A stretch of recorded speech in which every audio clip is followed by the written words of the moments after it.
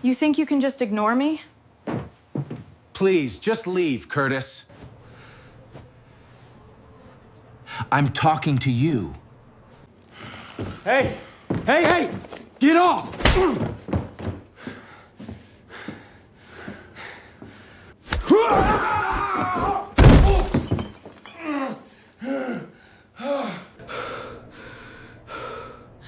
Do not touch me again.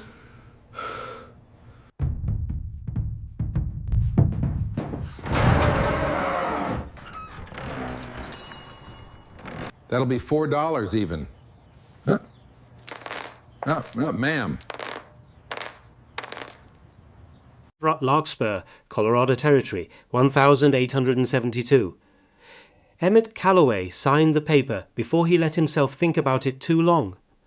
Because thinkings was the problem.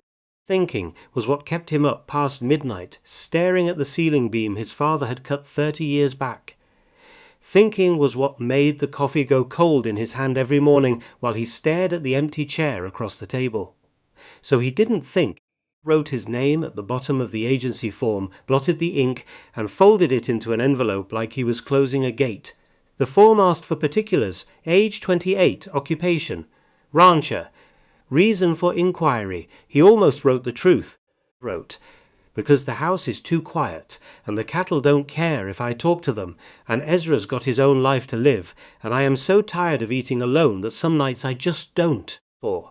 Instead he wrote in need of assistance managing household and ranch operations. 4 words shorter. A lot less honest. He rode into town that same afternoon to post it, and Otis Pruitt weighed the envelope on his little brass scale like it might contain something dangerous. 4 mail order bride Emmett. Mail order help. Don't start, Otis. Otis didn't start. Otis just smiled the particular smile of a man who has already started the story in his head and is only waiting for a better audience. 3 weeks passed. 4, which felt like 3 years, except it also felt like nothing at all, because grief has a way of doing that to a calendar, stretching it and shrinking it in the same breath. Confirmation letter came on a Tuesday. Emmett read it, standing in the yard with his hat still on, sweat cutting a line down his collar, and he read it twice because the first time his eyes kept sliding off the words, a woman, coming from San Francisco, for arriving on the Thursday train. That was all it said. That was all he needed, he told himself. He filed the letter in the tin box on the kitchen shelf, behind the feed receipts, in front of the tax notice, right next to the small folded photograph he never quite looked at anymore. The one with Mara, laughing at something just outside the frame, something Emmett could no longer remember, though God knew he'd tried. For he shut the tin box, and then he stood in his kitchen for a full minute, doing absolutely nothing at all. 3 weeks later he was standing on a train platform in a shirt he'd actually ironed, and he still didn't know what he was doing there. Platform boards at Larkspur Station had gone the colour of old bone under the noon sun. Heat came up off them in waves you could see, the kind that bent the horizon and made the far end of the rail line look like it was under water. Emmett stood with his hat pulled low and his arms crossed, because crossed arms felt like a decision, and he needed at least one decision to hold on to. Briggs stood a half step behind him, chewing a piece of grass like it owed him money. You nervous? No. You look nervous. I'm standing still, Ezra. That ain't nervous. That's standing still. Your jaw's doing a thing. My jaw ain't doing a thing. It was doing a thing. Emmett knew it was doing a thing. He just wasn't going to admit it to a 19-year-old ranch hand who thought a good joke was worth more than a good day's work, even though most days he was wrong about that, and some days he wasn't. The train's whistle came first. For then the smoke, then the long iron groan of it slowing down, brakes screaming against the rails until the whole platform seemed to shudder with the effort of stopping something that heavy. Emmett had the agency letter in his shirt pocket. He'd read it so many times the fold lines had gone soft, nearly translucent like a moth's wing. Woman of good temperament, modest manner, willing to adapt to frontier conditions. He'd pictured someone small, tired around the eyes, maybe. A woman who'd take one look at 4 solid walls and a roof that didn't leak and feel something like relief. He had pictured wrong. The passengers came off in the usual order. Tired men in city coats, already regretting the coats. Family, 6 children, deep, herding each other like geese. an old woman with a bird cage. And then, last of all, a woman stepped down from the passenger car without touching the handrail. Wore a dark blue kimono, plain, travel-worn, but pressed so clean it looked like she'd ironed it that morning on the back of the train itself. Her hair was pulled back tight and dark, not a strand loose despite 2,000 miles of rattling track, and across her back, tied with a strap she'd clearly knotted herself, rode a long lacquered case, wrapped tight in cloth the colour of dried blood, longer than her forearm, narrower than a rifle. Her eyes moved across the platform the way a man's eyes move when he walks into a room he doesn't trust yet, not nervous, reading, cataloguing exits, distances, the men who stared too long, because men were staring, a lot of them, and she didn't drop her gaze for a single one.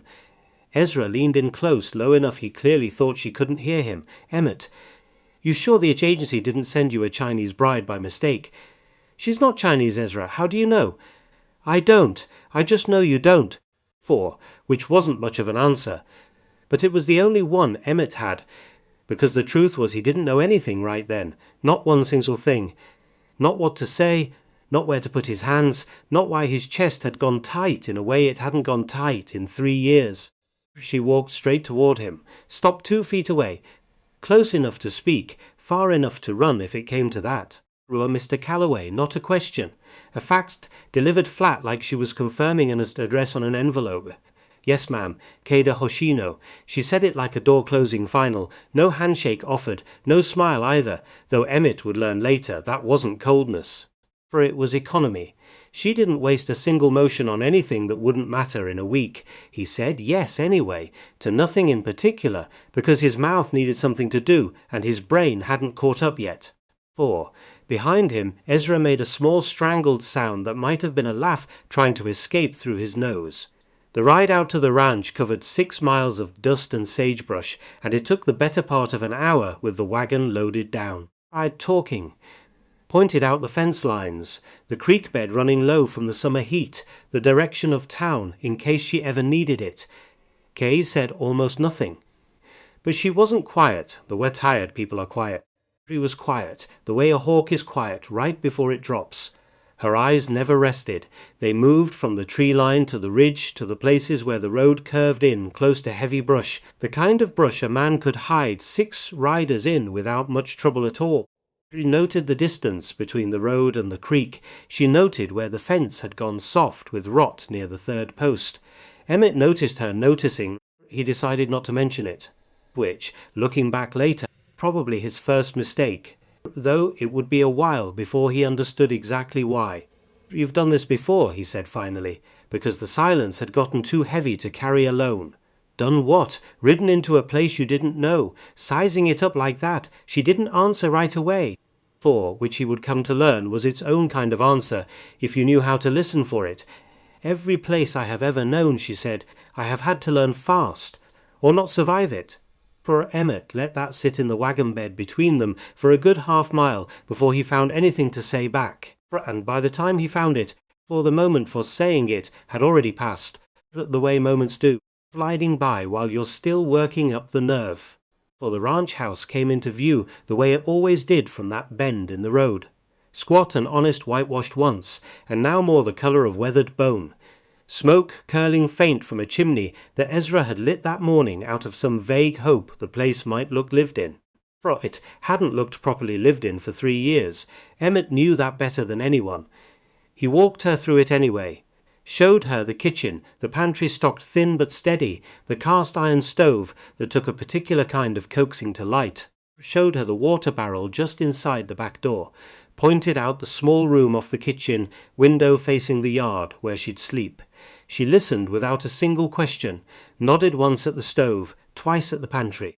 Then, just as he turned to head back toward the front door, satisfied he'd covered everything that mattered, spoke. He turned back around. "The well? Yes, where is it positioned?" "North, past the barn."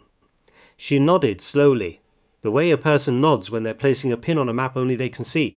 Emmett stood there a moment, waiting for some follow-up question about the stove, pantry, the room.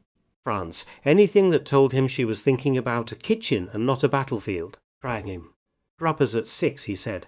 France, because he couldn't think of a single useful thing to add to that, and he left her to settle in.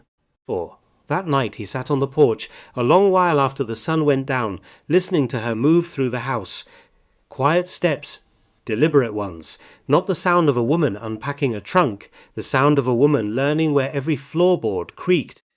He'd seen her slide the lacquered case under the narrow bed through the open door, seen the way her hand rested on it for one extra second before she let go. He decided to let it go too, for now. She was already awake by the time he woke the next morning. He heard her, before he saw her, the soft creak of the back door, followed by a silence so complete it felt like it had weight. He pulled his boots on and crossed to the kitchen window. And there she was in the grey hush before sunrise, moving through a slow, deliberate sequence in the yard.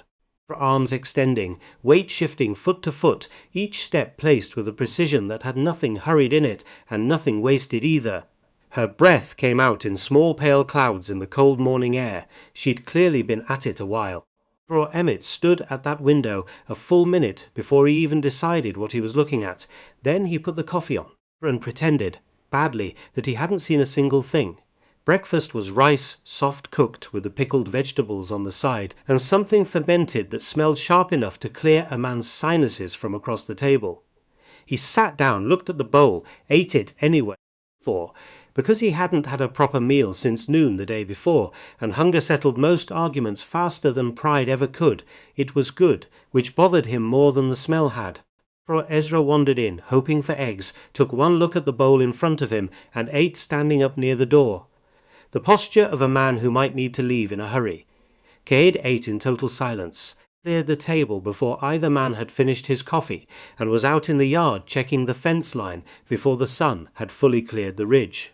2 days later Emmett needed flour, lamp oil, a new axle pin for the wagon, the old one having finally given up its long war against rust. He brought Cade along. Couldn't have explained why exactly if anyone had pressed him on it. Something about the house feeling wrong with just Ezra in it. Something he wasn't ready to look at too closely. Larkspur's main street ran a quarter-mile of packed dirt between 2 rows of storefronts, most of them leaning slightly, all of them familiar to Emmett, the way old scars are familiar. He knew which boards creaked on the boardwalk. He knew which men would tip their hats and which wouldn't bother. He didn't know what would happen inside Pruitt's general store that afternoon. Nobody did. That was rather the point. Pruitt ran the place like a man who'd appointed himself unofficial mayor of everyone's business. He looked up when the bell over the door rang. Emmett saw Cade a step behind him, and something in his face did a small, ugly recalculation. Does she speak English? He asked it to Emmett, not to her, though she was standing 3 feet away, close enough to count every word. Well enough, Emmett said, jaw tightening. Otis just nodded and went back to tallying flour sacks, never once looking her way directly. When she reached past him for a bolt of blue calico on the shelf behind the counter, he actually stepped aside, like she might be reaching for something that didn't rightfully belong to her hands. Emmett felt the heat climb up the back of his neck. Opened his mouth to say something. Didn't. Told himself it wasn't his fight to pick in another man's store. Told himself a lot of things that day that he'd later have cause to regret. Kay said nothing either. But Emmett would learn later that her silence in that moment wasn't defeat. It was patience. The bell rang again as the door swung open, and the man who walked in brought a wave of whiskey with him thick enough to taste from across the room. Big through the shoulders, 3 days unshaven, a stagger in his step that hadn't fully sobered up from whatever had happened the night before. His name was Curtis Vane, though nobody in that store would learn it until the sheriff wrote it down later. What they'd know first was the way his eyes landed on Cade and stayed there, the way his mouth curled into something that wasn't quite a smile. Well, look here, he crossed the store in 4 uneven steps. Ain't seen one of you out here before. Cade didn't turn, didn't answer, kept her eyes on the bolt of cloth in her hands, folding it with the same precision she'd used on everything else since she'd stepped off that train. Which seemed to make him angrier than if she'd fought back outright. I'm talking to you, he reached out, grabbed her arm above the elbow, hard enough that Emmett heard the small sound of cloth pulling tight. Otis froze behind the counter, a flour sack still in his hands. Emmett took one step forward, hand already reaching for nothing in particular, for, because he wasn't wearing his sidearm in a general store on a Tuesday afternoon, fists weren't going to close the 8 feet of distance fast enough. He didn't need them to, because what happened next happened in the space of about 2 seconds, which, Emmett would think later, was somehow both far too fast to follow and clear enough in his memory that he could replay every piece of it for months afterward. Free hand came up and caught Curtis Vane's wrist, twisted it, sharp, a motion so small it looked almost gentle from across the room. For, except gentle wasn't the word for what it did to his shoulder, which rotated in a direction shoulders aren't built to go, forcing him down onto one knee with a sound halfway between a grunt and a yelp. The bolt of blue calico never even hit the floor. She'd shifted it to her other arm before his knee touched the boards. "Not," she said, in a voice so calm it was almost worse than shouting. "Touch me again." She let go. He stayed down another second, cradling his arms, staring up at her like she'd just spoken a language made of fire.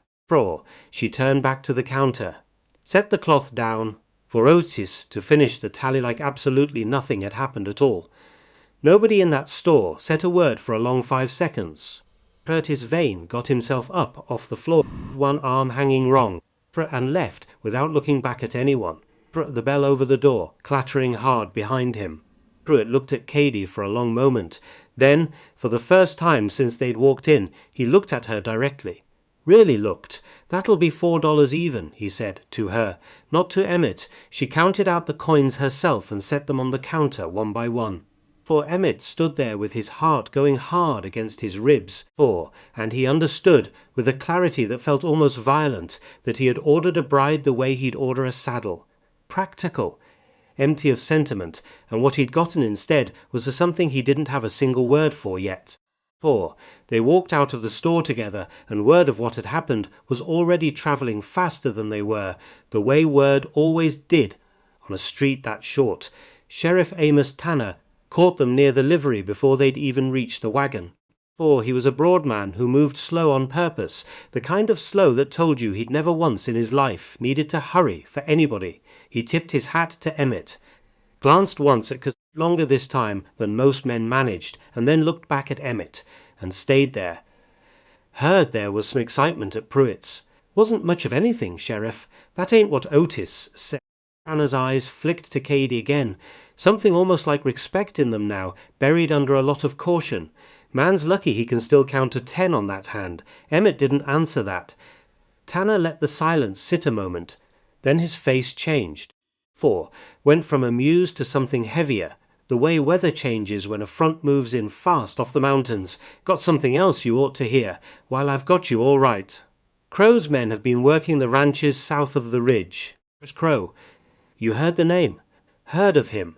Never had cause to meet him. You keep saying no to what he's asking." Tanner's jaw worked once, like the words cost him something to say out loud, calls it a protection fee.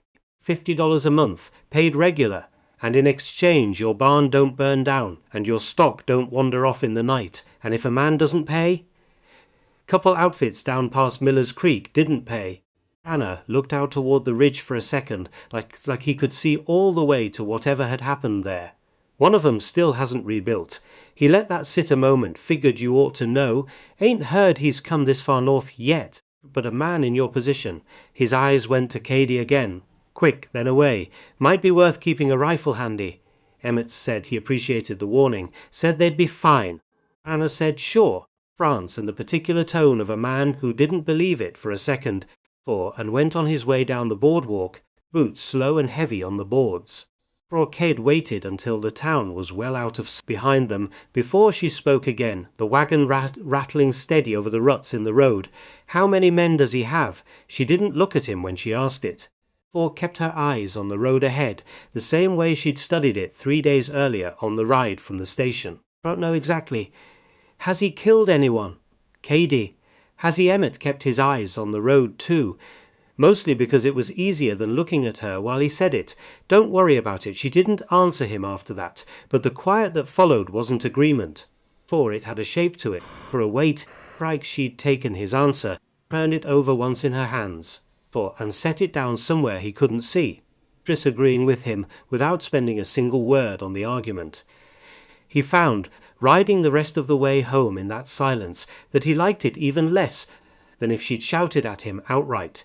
That evening, after supper, he went looking for her and found her in the barn, for her hands were moving along the top rail of the fence, pressing where the wood had softened with rot, pressing her thumb into each hinge pin one at a time, working her way corner to corner with the same methodical patience she'd used on the bolt of calico.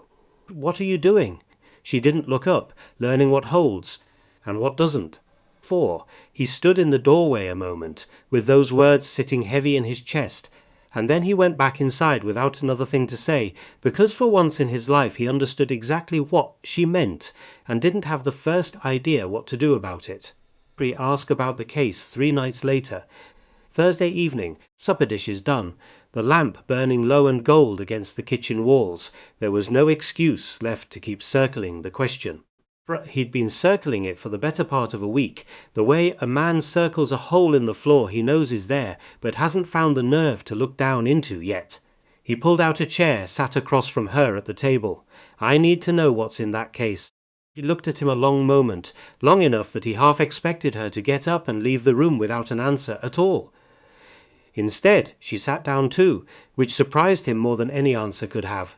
"My father's name was Yataka Hoshino," she said it plainly, for no weight to it yet, though the weight would come.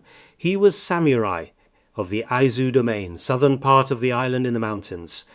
Her hands folded on the table still, her whole body went still when she talked about things that mattered. For him, this was not a philosophy. It was something as deep as bone. Emmett didn't say anything. Didn't dare honor before survival, she said, before comfort, before even the feelings of a daughter who wanted her father to put down a sword and eat his supper. She said it without bitterness. Stated it the way a person states the weather, a simple fact about who her father had been, learned so early in her life that she couldn't remember a version of the world before she understood it. For what she couldn't have known as a child went on, and Emmett noticed the shift, the way she'd slipped for one sentence into speaking of herself like someone else, someone smaller, someone still learning how fast a certain world could come apart, or was how quickly everything could be taken. For 868, he told him, the old government of Japan fell. The new one came in fast and hard, tearing apart a way of life that had stood for centuries piece by piece. Domains loyal to the old order were crushed or humbled. Aizu had chosen the losing side, chosen it and paid for it in ways that outlasted the war itself. Father did not take it quietly, she said, or, he argued, petitioned, watched his rank stripped away piece by piece until there was nothing left to strip but the blade itself. The domain's name was ruined, the family's land gone. Everything Bushido was meant to protect had been taken anyway, in spite of every ounce of loyalty her father had poured into it.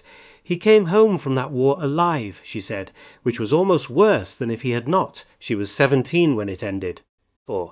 She told Emmett about watching her father train alone in the yard of a house that no longer belonged to them, going through the same forms every morning, not because he was preparing for another battle. There wasn't going to be another battle. He simply refused to stop. He died 4 years later, not from a wound. Her voice didn't shake, but something underneath it did, something Emmett could feel more than hear, from shame. Fran, from sickness that had been eating him, since the day he walked home from a war he lost for reasons that had nothing to do with his courage. In the week before he died, sitting beside her, he'd given her one instruction. "Carry the blade," Kaede said. "Never carry the dishonor." The kitchen went quiet a long moment. Outside, the wind moved through the yard, soft against the shutters, and the lamp flickered once and steadied. "Japan had nothing left for me," she said finally. "Not after that. Not for the daughter of a man the new government called a traitor. She'd found the agency advertisement in a newspaper someone had left at the port in Yokohama, read it twice, answered it that same day. 'You're not here because you wanted a husband,' Emmett said. But quite a question either, though he hadn't meant it to come out that way. Kate tilted her head slightly. The way she did, he was learning, when she was deciding whether a question deserved a straight answer. 'Are you here because you wanted a wife?' He didn't answer. 4. Because the honest answer was no, and he wasn't ready to say it out loud, not even to a woman who'd already told him things far harder than that. Truth sat between them anyway, unspoken, plain enough that neither one needed to say it. He was here because the ranch had been falling apart for 3 years, and grief had eaten every ounce of his will to fix it alone. He'd wanted a function, not a person. Bruce. And the worst truth, the one that kept him up to same some nights, was that maybe she'd wanted the same thing from him, a place to stand, not a man to love. There is something else, she said, after a while. Quiet. Careful, in a way she hadn't been careful before. Emmett looked up. For I did not choose this territory only because your advertisement was the one that answered fastest. She met his eyes then, steady, the way she'd met Curtis Vane's grip in the store, the way she met everything. I chose it because of a name, a man I have been trying to find since before my father died. What man? I do not have his current name. For only the one he used before he betrayed Aizu to the new government, before he sold the movements of my father's men for money and disappeared, before anyone could put a blade to his throat for it. The lamp hissed low between them. For Emmett felt something cold settle in his stomach, a feeling he recognized but couldn't yet name. You think he's out here. I think a coward runs far and keeps running until he finds a place wide enough and lawless enough that no one asks him what he ran from. He looked toward the window, toward the dark yard beyond it, toward the direction of the ridge, where Sheriff Tanner had said Dutch Crow's men had been working their way north. Territory, this land. It fits. For Emmett sat with that a long moment, coffee gone cold in front of him, same as it had every morning for 3 years, except this time the cold felt like it meant something. For so that's why you answered my letter. That is part of why, she said. Not all of it. She didn't explain the rest, and he didn't ask, for not that night. For though the question would sit in his chest for days afterward, answered, the way most true things in that house had started to sit. For the lamp burned lower. Outside the wind picked up, and for the first time since she'd stepped off that train onto the bleached white boards of Larkspur Station, silence between them didn't feel like a wall, for it felt like the start of something neither one of them had a name for yet. Emmett walked out to the porch before turning in, stood a long while looking south, toward the ridge, toward a threat he hadn't taken seriously enough 3 days earlier and couldn't stop thinking about now. $50 a month, or the barn burns, or the stock wanders off in the dark and never comes back. For he thought of the ranch outside Miller's Creek that still hadn't rebuilt.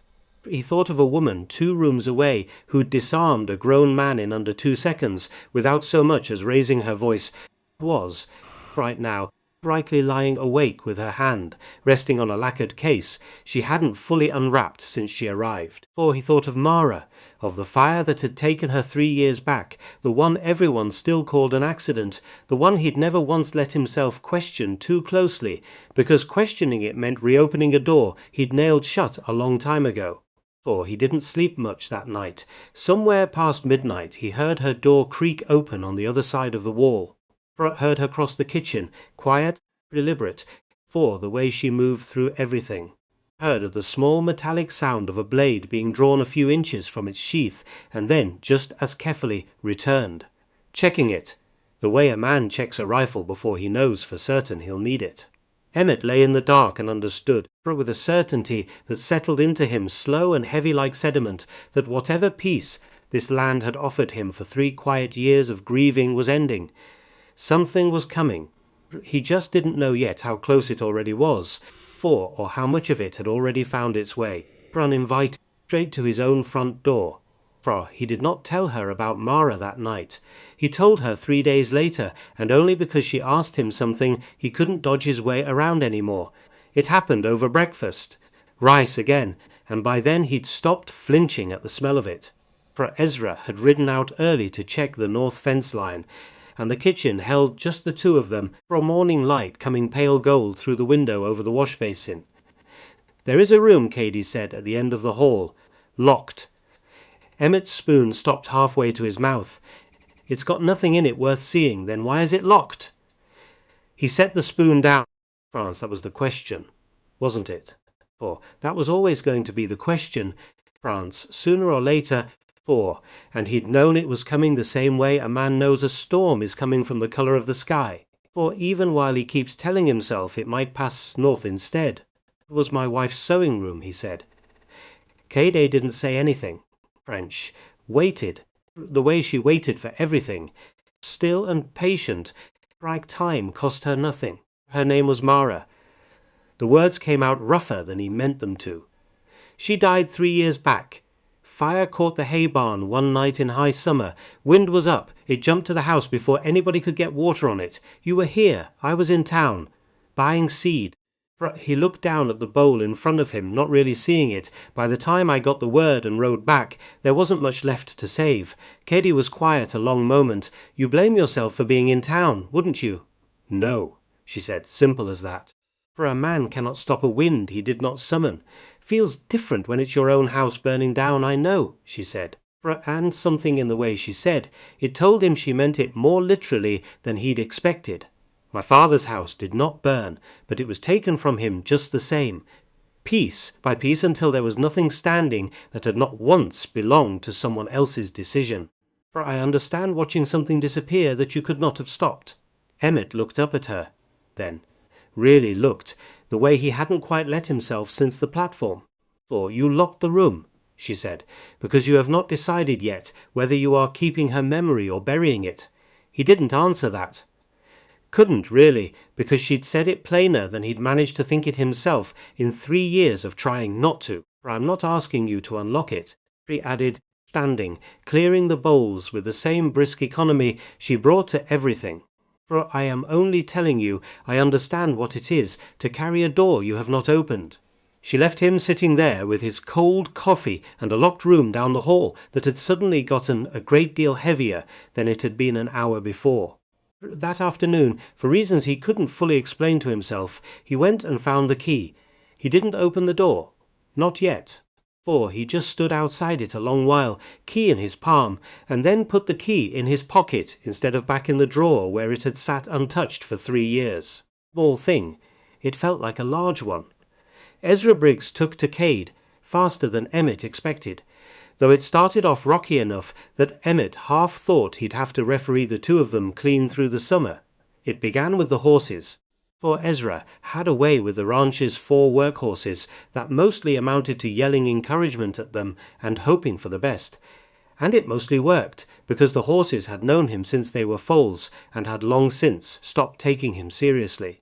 For Cade watched him try to load a nervous gelding into the wagon traces one morning, watched him get kicked at twice and cursed at more than that, and finally walked over without a word and took the lead rope out of his hand. Or, "You're going to get bit doing it that way," Ezra said, more out of pride than conviction.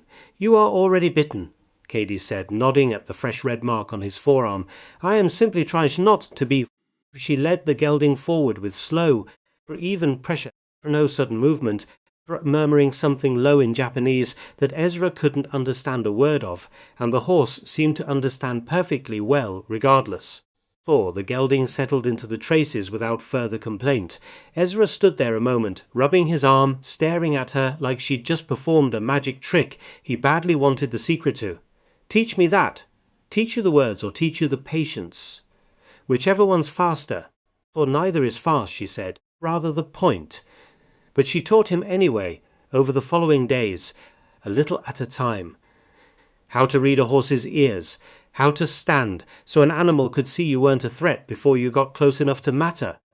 For all his mouth, France turned out to be a quick study when something actually interested him. Something about Cade's stillness clearly did. For he started calling her ma'am without being asked to, started leaving the crude jokes at the door mostly, though he never fully stopped being 19 about it. "You gonna teach me the sword stuff too?" he asked her one evening, half joking, half not. "No." "Why not?" "For because you would hurt yourself." And then I would have to explain to Mr. Calloway why his hired man is missing a finger. I could handle a sword. You cannot yet handle a lead rope without losing an argument to a horse. She said it without any real unkindness, the corner of her mouth doing something that on anyone else might have been a smile. One thing first, Ezra laughed. Actually laughed, proud and surprised. And Emmett, watching from the porch, found himself smiling too, for the first time in longer than he wanted to admit. For it was the little things, mostly that first week and a half. Small proofs that the house wasn't just holding two strangers under one roof anymore. Kayday found the garden Mara had planted years back, gone wild and half choked with weeds behind the smokehouse. 4. And without asking anyone's permission, she started clearing it. For an hour here, for an hour there. 4. Whenever the ranch work allowed. 4. She didn't mention it to Emmett. For he noticed it on his own, walking past one evening, seeing the neat rows starting to emerge from the tangle. 4. Seeing where she'd carefully saved the herb plants that had somehow survived 3 years of neglect and moved the dead ones aside without disturbing the roots of what remained. He stood there a long moment, didn't say anything to her about it that night or the next. 3 days later, he brought her a packet of seeds from town, wildflowers mostly, the kind Mara used to like along the fence line, and set them on the kitchen table without a word of explanation. Cade looked at the packet, looked at him. "Thank you," she said. That was all. It was enough. He rose earlier than Emmett most mornings. And after the first week, he stopped pretending. He wasn't watching her train in the grey half-light before dawn. 4. He'd bring the coffee out onto the porch instead of drinking it alone in the kitchen. 4. And he'd sit and watch. 4. And she never once acknowledged that he was there. 4. Though he suspected, she knew exactly where he sat every single morning. Forms she moved through had a rhythm to them. He couldn't name, but could feel, something patient and coiled at once. 4. Like watching a river that looked slow on the surface and wasn't slow at all underneath. One morning he asked her about it. "What are you thinking about? When you do that?" She didn't stop moving, didn't break the form. "Nothing. Nothing at all." "That is the point," he said, finally settling, arms lowering slow to her side. "My father used to say, a mind full of thoughts cannot hold a blade steady. You must empty it first. Then whatever is true can rise up on its own, without you forcing it there. And what rises up, for you?" Considered the question a long moment, longer than she usually needed for anything. "Lately," she said, "you." She didn't explain further. 4. Walked past him into the kitchen to start the rice, leaving him sitting on the porch step with his coffee going cold and his heart doing something it hadn't done in 3 years, something he wasn't entirely sure he was ready to name either. 4. It was on a ride out to check the south fence line, 6 days after the incident at Pruitt's store, that Khedive first found the tracks. She'd insisted on coming along. The way she'd started insisting on coming along for most of the ranch work that took Emmett out past sight of the house. He hadn't argued. There didn't seem to be much use in arguing with her about anything by that point. She pulled her horse up short near a stand of cottonwoods where the fence dipped low along a dry wash and sat there a long moment, studying the ground. Emmett, he rode over, followed her gaze down to the dirt, hoof prints, 4 sets, maybe 5, hard to tell exactly with the way they'd crossed and doubled back on themselves, fresh enough that the edges hadn't softened yet in the wind. Could be anybody, Emmett said. Hunters. Drifters passing through. Hunters do not ride in a line 4 abreast and then break apart to circle a fence post. Swung down off her horse, crouched low, fingers tracing the air just above one clear print without touching it. Way a person reads something without wanting to disturb it. This is not hunting, this is looking. Looking for what? For weakness. She stood, brushing dust from her palm. How many men work this fence line in a day? Just me and Ezra, most days. And at night? Nobody. For she looked south toward the ridge, the same direction Sheriff Tanner had nodded toward a week earlier while he warned them about a man named Dutch Crow. For then someone already knows that, she said. For they rode the rest of that fence line in silence, and Emmett found himself, first time since burying Mara, checking his rifle twice before they'd even made it back to the barn. He didn't sleep well that night either. Neither, he suspected, did she. Sunday came, and with it the usual gathering at the little clapboard church at the north end of Larkspur, for more social occasion than religious one, for half the ranchers in the valley, pranced to trade news and gossip in equal measure under the guise of scripture. For Emmett hadn't set foot in it in 3 years. He went that Sunday, mostly because Cade asked plainly, over breakfast, whether it would be strange for her to attend. For it might be, he admitted. Folks here haven't seen much like you before. I have been stared at before, she said.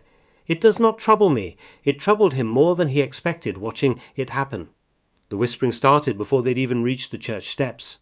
For women, pulling their children a half-step closer, though not unkindly, more out of instinct than malice. Men tipping hats to Emmett and letting their eyes slide sideways to KD without quite meeting hers. Reverend Whitlock, a thin, earnest man, who'd buried Mara 3 years back with more genuine grief than half the congregation combined, greeted them both warmly enough at the door. But behind him in the pews the murmuring didn't fully stop even once the service began, for Emmett heard fragments of it. Heard the word Otis had clearly been sharing all week, the story of the store, told and retold until it had gathered its own strange shape, half admiration and half suspicion, the way stories do in small towns with not enough news to fill them. After the service, on the church steps, for a woman named Prudence Hale, married to one of the larger cattle outfits south of town, approached with a particular determined smile of someone who has decided to say something uncomfortable and dressed it up as kindness. "You must be Mr. Calloway's new wife." "Not yet married," Katie said. "Not officially, of course." Prudence's smile didn't waver. "It's simply so unusual, having someone like you out here. I do hope you're settling in all right." "I am settling in well. Thank you, and the incident at Mr. Pruitt's store. I heard you handled yourself quite forcefully." "For I handled myself appropriately," Breeze said, voice even, unhurried. "For the man grabbed me. I asked him to stop. When he did not, I made certain he understood." Prudence's smile finally faltered, just slightly, and a small silence opened up on the church steps that several other townsfolk seemed suddenly very interested in not noticing. It was Sheriff Tanner, of all people, who broke it, ambling over with his hat already halfway off his head in greeting. Roshino, he said her name carefully like he'd practiced it, wanted to say that business at Pruitt's. Curtis Vanes had that coming a long while. Ain't a soul in this town gonna hold it against you. Brum already have, Breeze said, prancing, unkindly, toward Prudence. Anna had the good grace to look a little uncomfortable at that. "Well, give it time," he said. "Folks out here take a while to warm to new things. Don't mean they won't." Emmett watched the exchange with something rising in his chest he hadn't expected, not quite anger, something closer to protectiveness, sharp and sudden, the kind he hadn't felt for another living soul in 3 long years. On the ride home, he finally said something he'd been chewing on since the church steps. "You didn't have to explain yourself to her." "For I was not explaining myself," Cady said, correcting a false account. "There is a difference. Folks around here are going to talk regardless. Let them talk." She looked out over the fence line as it rolled past, calm as ever, for though Emmett was starting to learn the difference between her calm and her stillness, one had an edge under it. "For I did not come to this country to be liked, Emmett. I came to survive it. If I am also respected, that is fortunate. If I am not, that changes nothing about what I will do." Emmett didn't have an answer for that.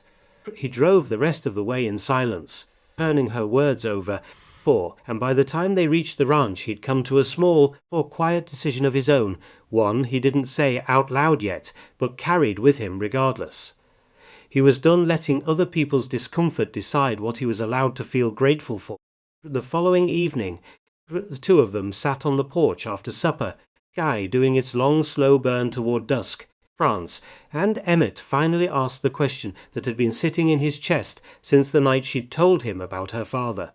"Rat man you're looking for, the one who betrayed your father's people. You said you don't have his current name. No, what do you have?" She was quiet a moment, watching the light change over the ridge.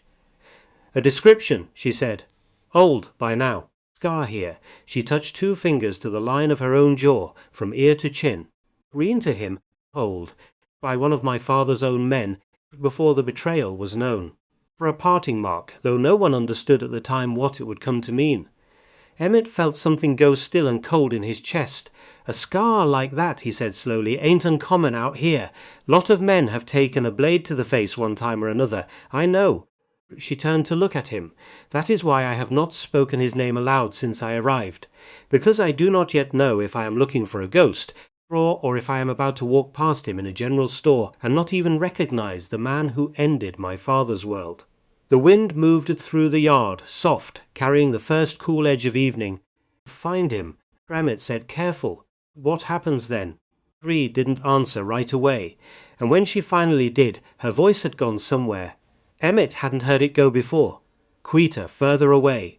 I do not know yet, she said. I have carried that question longer than I have carried the blade itself. And I still do not have an answer, I trust.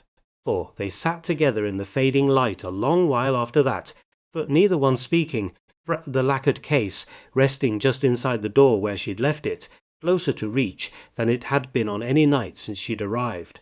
2 days later a rider came up the road at a pace that told Emmett something was wrong, before the man had even reached the gate.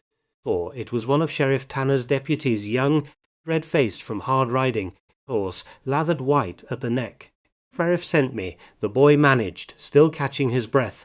Wanted you warned direct, Mr. Calloway. Not through the wire, not through town gossip. Direct. Warned about what? Crow's men hit the Fenwick place last night, south of the ridge. The deputy swallowed hard. Fro burned the barn clean to the ground. Fenwick's alive, but his boy took a bullet in the shoulder, trying to stop 'em driving off half his stock. For Emmett felt the ground shift under him, slow and certain, the way it does right before something you've been dreading finally arrives at your door. Sheriff says, Crow's moving north, the deputy went on, faster than anybody figured. Says word is you're next on his list, on account of the trouble at Pruitt's. Got talked about clear down past Miller's Creek. There's a man like Crow. Don't take kindly to hearing one of his territory's ranches got a woman in it who don't scare easy. How long, Emmett said, before he gets here? Sheriff figures a week. Maybe less. The deputy gathered his reins, already turning his horse back toward town. He's asking every outfit north of the ridge to hold tight. Says he'll ride out himself soon as he's able, but he's stretched thin as it is. The deputy rode off in a cloud of dust. And Emmett stood in his own yard a long moment, listening to the sound of hoofbeats fade south down the road, back toward a town that suddenly felt very far away. Pryde came to stand beside him, quiet, her eyes already on the ridge, the same direction she'd been watching. He realized now, Prince, the very first night she rode past it on the wagon bench beside him. For a week, she said. Maybe less. She nodded once, slow, the way she nodded at everything that mattered. Then we do not have long, she said, to decide what kind of place this is going to be when he arrives.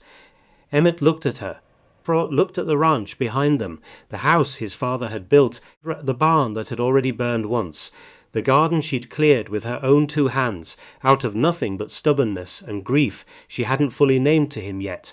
It's going to be a place that doesn't burn twice, he said. It was the first time in 3 years he'd said anything about the fire that sounded less like grief and more like a promise. Pride looked at him for a long moment in the fading light, something shifting behind her eyes that he couldn't quite read yet, though he'd come, for over the following weeks, to understand it a great deal better. Then she turned back toward the house, toward the lacquered case, waiting just inside the door, and said the only thing that needed saying. Then we had better get to work. They rode into town the following morning, and Larkspur felt different than it had 2 weeks before. Word of the Fenwick fire had beaten them there, the way bad news always travelled faster than good, and the street had a different rhythm to it now. Fran standing in doorways instead of walking, women pulling children in off the boardwalk sooner than usual, a town holding its breath. Otis Pruitt, of all people, was the first to greet them without hesitation. Emmett. Miss Hoshino.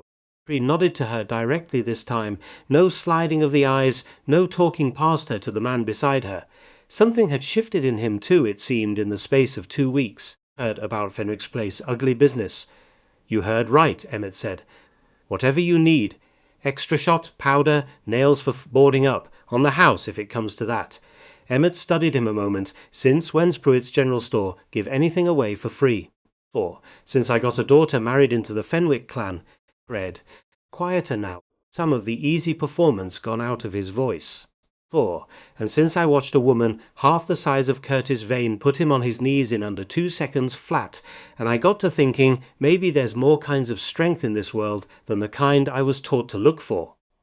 He glanced at Kay then, something almost like an apology in it, though he didn't quite have the words for one yet. Ma'am, he added, and it was the first time he'd called her that. Cady inclined her head, accepting it for what it was worth. They loaded the wagon heavy that day. For powder and shot. coils of rope, crate of nails, 2 new axes to replace the ones gone dull from years of neglect. For Emmett found himself doing arithmetic he hadn't done in 3 years, counting defensible positions instead of cattle, thinking in terms of sight lines and cover the way he hadn't since he was a boy, listening to his own father talk about Indian raids that had mostly stopped happening a generation before Emmett was even born. Old fears dusted off and put back to use, Kaede moved through the store with a different kind of focus than she'd shown that first visit. She wasn't reading the room for insult now, she was reading it for resources, which lengths of rope held weight best, for which of the lamp oils burned hottest, in case fire needed fighting with fire of its own. She asked Otis a dozen practical questions Emmett wouldn't have thought to ask, and Otis, to his credit, answered every one of them without a trace of the condescension he'd shown 2 weeks before.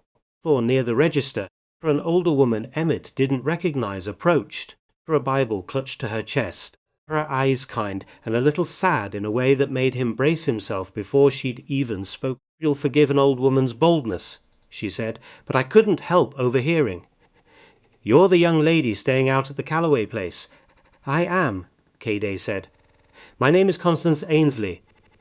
I was a missionary's wife some years back in San Francisco." Her eyes softened further. "I helped a great many young women learn their letters before they set out for the territories. I don't suppose, forgive me if I'm mistaken, but there was a Mrs. Whitcomb. Ran a small mission house near the harbour." Cade went very still. "Emiko Whitcomb," she said. "Yes. I studied with her before I sailed." Constance's face broke into something like wonder. "She wrote to me once, years back, about a young woman with the steadiest hands and the fastest mind she'd ever taught. Said she'd never met anyone learn a language so quick out of sheer will alone." She reached out, hesitant, and touched Cade's arm lightly. "I believe that must have been you. She was very patient with me," Cade said, and something in her voice had gone soft in a way Emmett hadn't heard before. "She asked for nothing in return, only that I promised to be kind to whoever I found myself among wherever I ended up." "And have you been?" Kaede considered the question with her usual care. "I have tried," she said, "though this territory has made it difficult, at times, to know exactly what kindness ought to look like." Constance smiled, Thor patted her arm once more, and wished them both well before moving off down the street. And Emmett found himself watching Kaede a long moment after she'd gone, something new settling into place about the woman standing beside him. A whole life before this one, a whole ocean of it, most of which he still knew almost nothing about. "You never told me her name," he said. "The missionary's wife." "You never asked. I'm asking now." Kaede looked at him, something almost warm passing behind her eyes. "There is a great deal I have not told you yet, Emmett Calloway," she said. "We have known each other 3 weeks.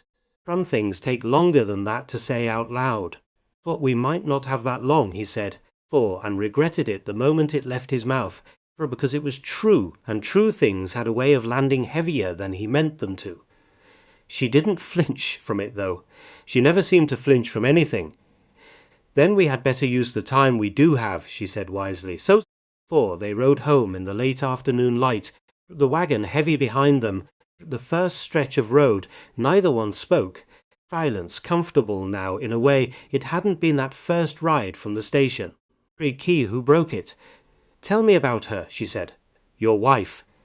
Emmett's hands tightened slightly on the reins. "You don't have to," she added quickly.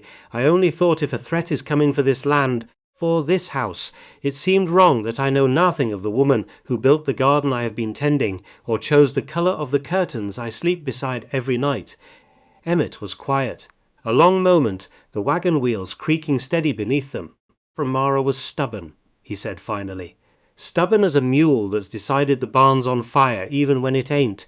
She'd get an idea in her head about how something ought to be done, and there wasn't a force on this earth could talk her out of it. She sounds like someone I would have liked. She'd have liked you too. Probably better than she liked me, most days." A small, rough laugh escaped him, the first one in longer than he could remember. "She used to say I loved this ranch more than I loved talking to another living soul. Wasn't entirely wrong about that. Do you still love it that way? The ranch more than the talking?" Emmett considered the question with more honesty than he'd expected to bring to it. Used to, he said. Lately, I ain't so sure. Kay didn't push further. She simply let the words settle between them, the way she let most things settle, without forcing them toward any particular shape. When she died, Bree went on, quieter now, the words coming slower, like they'd been buried a long time and needed digging for. For I told myself I'd keep this place running, because it's what she'd have wanted. But if I'm honest, I think I kept it running because stopping meant admitting she wasn't coming back to see it.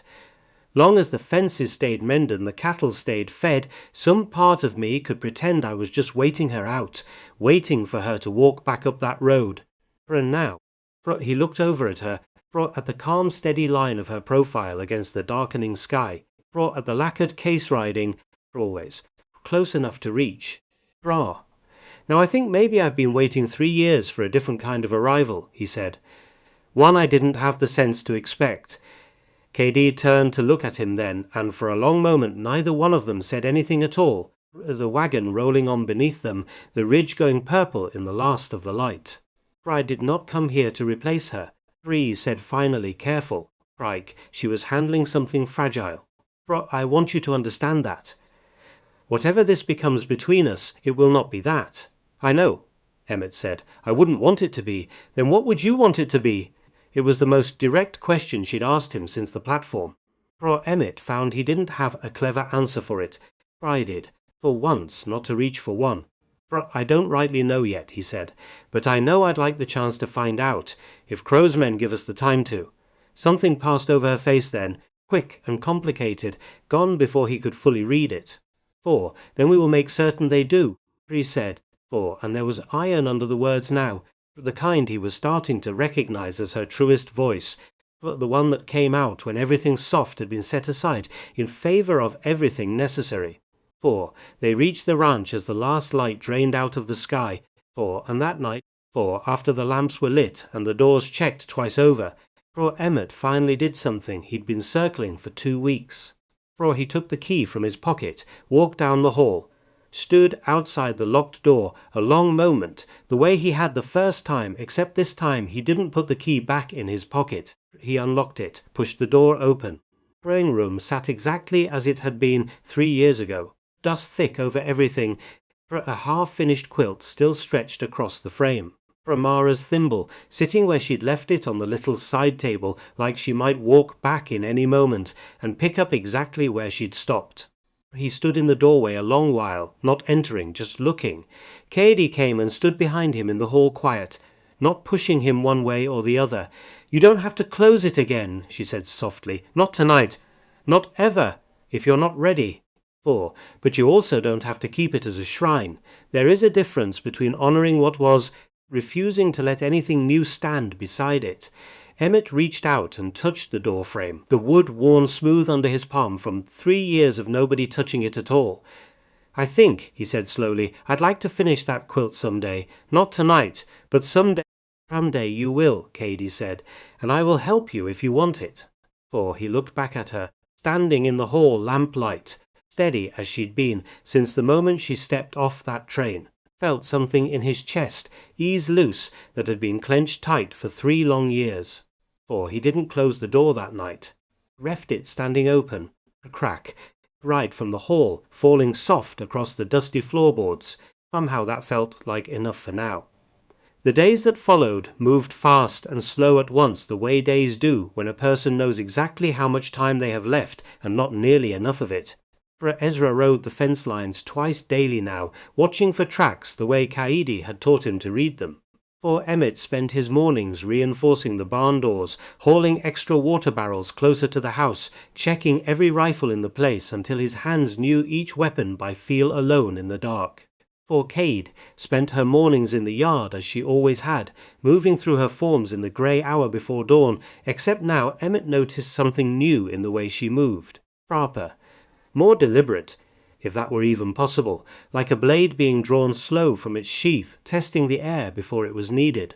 One evening, near the end of that week, Sheriff Tanner himself rode out to the ranch, dust heavy on his coat, face grim in a way Emmett hadn't seen on him before. Got word this morning, Tanner said, not bothering to dismount. Crow's scouts were seen not 4 miles south of your fence line. Same men, most like, that left those tracks your Miss Hoshino found by the cottonwoods. For how long, Emmett said, though he already suspected the answer wouldn't be one he wanted. Days, Tanner said, maybe less than that. Bro, I got a stage robbery down near Las Cruces, got 2 of my deputies tied up chasing it, and I can't spare more than myself and 1 man to ride out here proper until that's settled. Bro, might be 2 days before I can commit anybody full-time to standing watch with yous. 2 days, Emmett repeated. I know it ain't much comfort. Tanner's jaw worked, the way it did when something didn't sit right with him. Sit tight best you can. Board what needs boarding. For I'll get out here soon as I'm able. Burned his horse and rode off into the gathering dusk. And Emmett stood in the yard a long moment, watching him go, the weight of those 2 days settling onto his shoulders like a physical thing. Braid came to stand beside him, her eyes already fixed south, toward the ridge, toward whatever was gathering itself out there in the dark, patient and certain as a slow-moving storm. 2 days, she said. Feels like a long time to wait for a fight we already know is coming. It is, she agreed, but it is also enough time, if we do not waste a single hour of it. True, she turned to look at him then, the last of the daylight catching the steady dark of her eyes. And Emmett found himself thinking, not for the first time that week, that whatever was coming down that road toward them, he was no longer facing it as a man alone in an empty house waiting out his grief.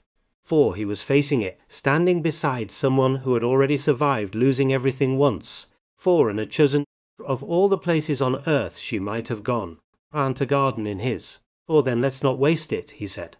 Together, the fading light, with the ridge going dark and silent to the south. They turned back toward the house to finish what preparation they could. While there was still time left to prepare it all.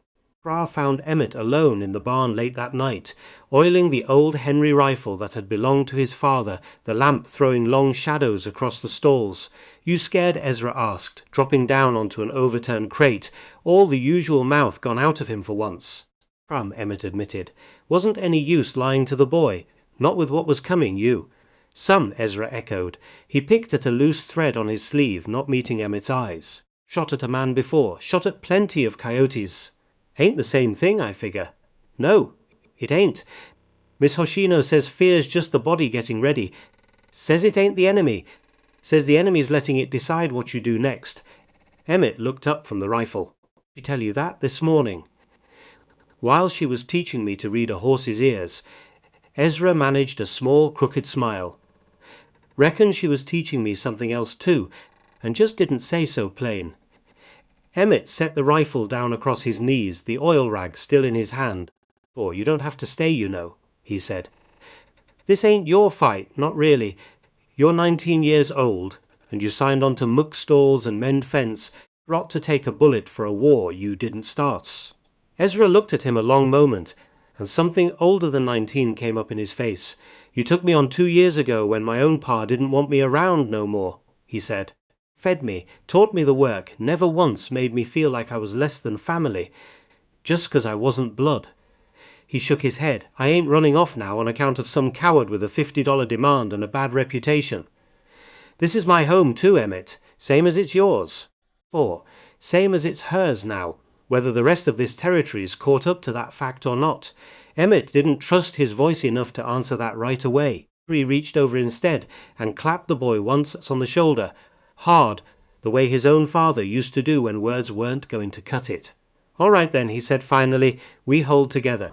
We hold together, agreed France, and something in the way he said it settled a piece of Emmett's fear, at least for that one quiet moment in the lamplit barn. He found Kaidi on the porch later that night, long after Ezra had turned in, sitting with the lacquered case across her knees, though she hadn't unwrapped it. Held it the way a person holds something heavy they haven't decided yet whether they're ready to set down. Emmett sat so beside her without a word. The night was cool, stars scattered thick and bright the way they only got out here, far from any town's lamplight to dull them. You're not sleeping, he said. Neither are you, fair point. 4. They sat a while in silence, comfortable now in a way that would have seemed impossible 3 weeks earlier, back when neither one of them had known what to do with the quiet between them. "Can I ask you something?" Emmett said finally.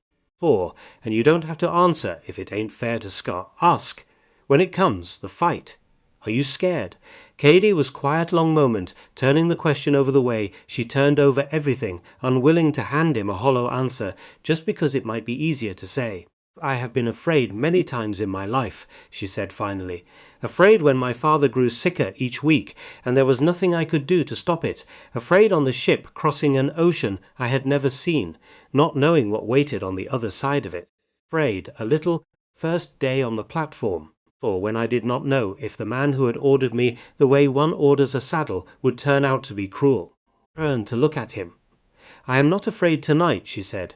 "Not the way you mean. What I carry when I hold this blade is not fear, it is readiness. My father taught me the difference before I understood there was one to learn. Fear asks you what might happen. Readiness only asks what you will do regardless, and what will you do regardless. But whatever it takes," he said, "to make certain this house does not burn a second time." For Emmett looked out at the dark yard, at the barn standing solid and rebuilt where the old one had once gone up in flame, at the garden she'd cleared with her own hands out of nothing but stubborn will. "I used to think strength meant not feeling scared at all," he said. "For, watching you these past weeks, I don't think that's right anymore." "What do you think now?" "I think strength's choosing to stand your ground anyway.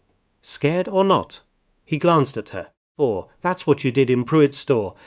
That's what you're doing right now, sitting out here with that case in your lap, instead of hiding from what's coming." Cady was quiet a long moment, something moving behind her eyes that he couldn't quite name. "Father used to say something very similar," she said softly. "I did not expect to hear it again, spoken by a cattle rancher in the Colorado Territory, 3 weeks after I stepped off a train, not knowing a single thing about the man I had been sent to marry. Life's got a strange sense of humor sometimes," she agreed. And for the first time since he'd known her, something that was almost, unmistakably, a real smile touched the corner of her mouth. "For I am, on the whole, glad of it." They sat together a while longer, the stars wheeling slow overhead, the ridge to the south, dark and silent and waiting. Neither one of them spoke again about what was coming. For there wasn't much left to say that hadn't already been said, in one form or another, over the 3 short weeks since she'd stepped off that train and changed the shape of everything Emmett had thought his life was going to be. Somewhere, out past the ridge, in the dark, men were riding closer with every hour that passed, men who had burned a barn and put a bullet in a boy's shoulder and demanded $50 a month for the privilege of being left alone. For they did not know yet what was waiting for them at the Callaway Ranch. They'd know about the woman who could disarm a grown man in under 2 seconds without raising her voice, or the lacquered case that had crossed an ocean wrapped in cloth the color of dried blood, or the rancher who had spent 3 years grieving in a locked room and had finally, in the space of 3 short weeks, found a reason to open the door. For they would learn soon enough. For now on the porch, a wide dark sky thick with stars, for Emmett Callaway sat beside Kaede Hoshino and understood, for with a certainty that settled into him like the last piece of a puzzle finding its place, for that whatever came riding up that road in the coming days, he would not be facing it as the same broken man who had signed a mail-order form 3 weeks earlier just to fill the silence in an empty house. He was facing it as something else now. Someone else. And he intended, God willing, to still be standing there when the sun came up on the other side of it. 2 days is not a long time, except when you're waiting inside it watching the clock, and then it stretches out longer than a whole season of winter. For Emmett learned that fast. He learned it standing in the yard at first light, sweat already soaking through his shirt, though the sun had barely cleared the ridge, while Cady circled him slow with a length of broom handle held loose in one hand. "Again," she said, "we already did it 4 times, then we will do it a 5th. He came at her the way she'd shown him. Weight forward. For not a wild swing, not the kind of clumsy haymaker he'd have thrown at a barum. Drunk, a committed strike straight and true, the kind a man throws when he means it. She stepped inside it before he'd even finished the motion, turned her hip, Roar, and the broom handle was suddenly pressed flat against his throat, not hard enough to hurt, just hard enough to make a point. "Dead," she said. "I'm getting better. You are getting less dead." Rat is not the same thing as better yet. Emmett straightened up, rubbing his throat more out of pride than pain. "You're not exactly easy on a man's confidence. Confidence does not stop a bullet, Emmett. Skill might, barely. Or if you are fortunate, and if you have practiced enough that your body moves before your fear has time to argue with it." He looked at her a long moment in the pale morning light. 3 weeks ago she'd have said something like that, and he'd have taken it as a rebuke. For now he understood it for what it actually was. Care dressed up as instruction, again he said, before she could. She almost smiled at that almost. They went at it another hour, until his shoulders burned, and his palms had gone raw from gripping the broom handle wrong more times than right. And by the end of it he could throw a strike that didn't leave him flat on his back in the dirt. Felt, honestly, like the finest achievement of his entire adult life. Because it wasn't really about the broom handle. He knew that.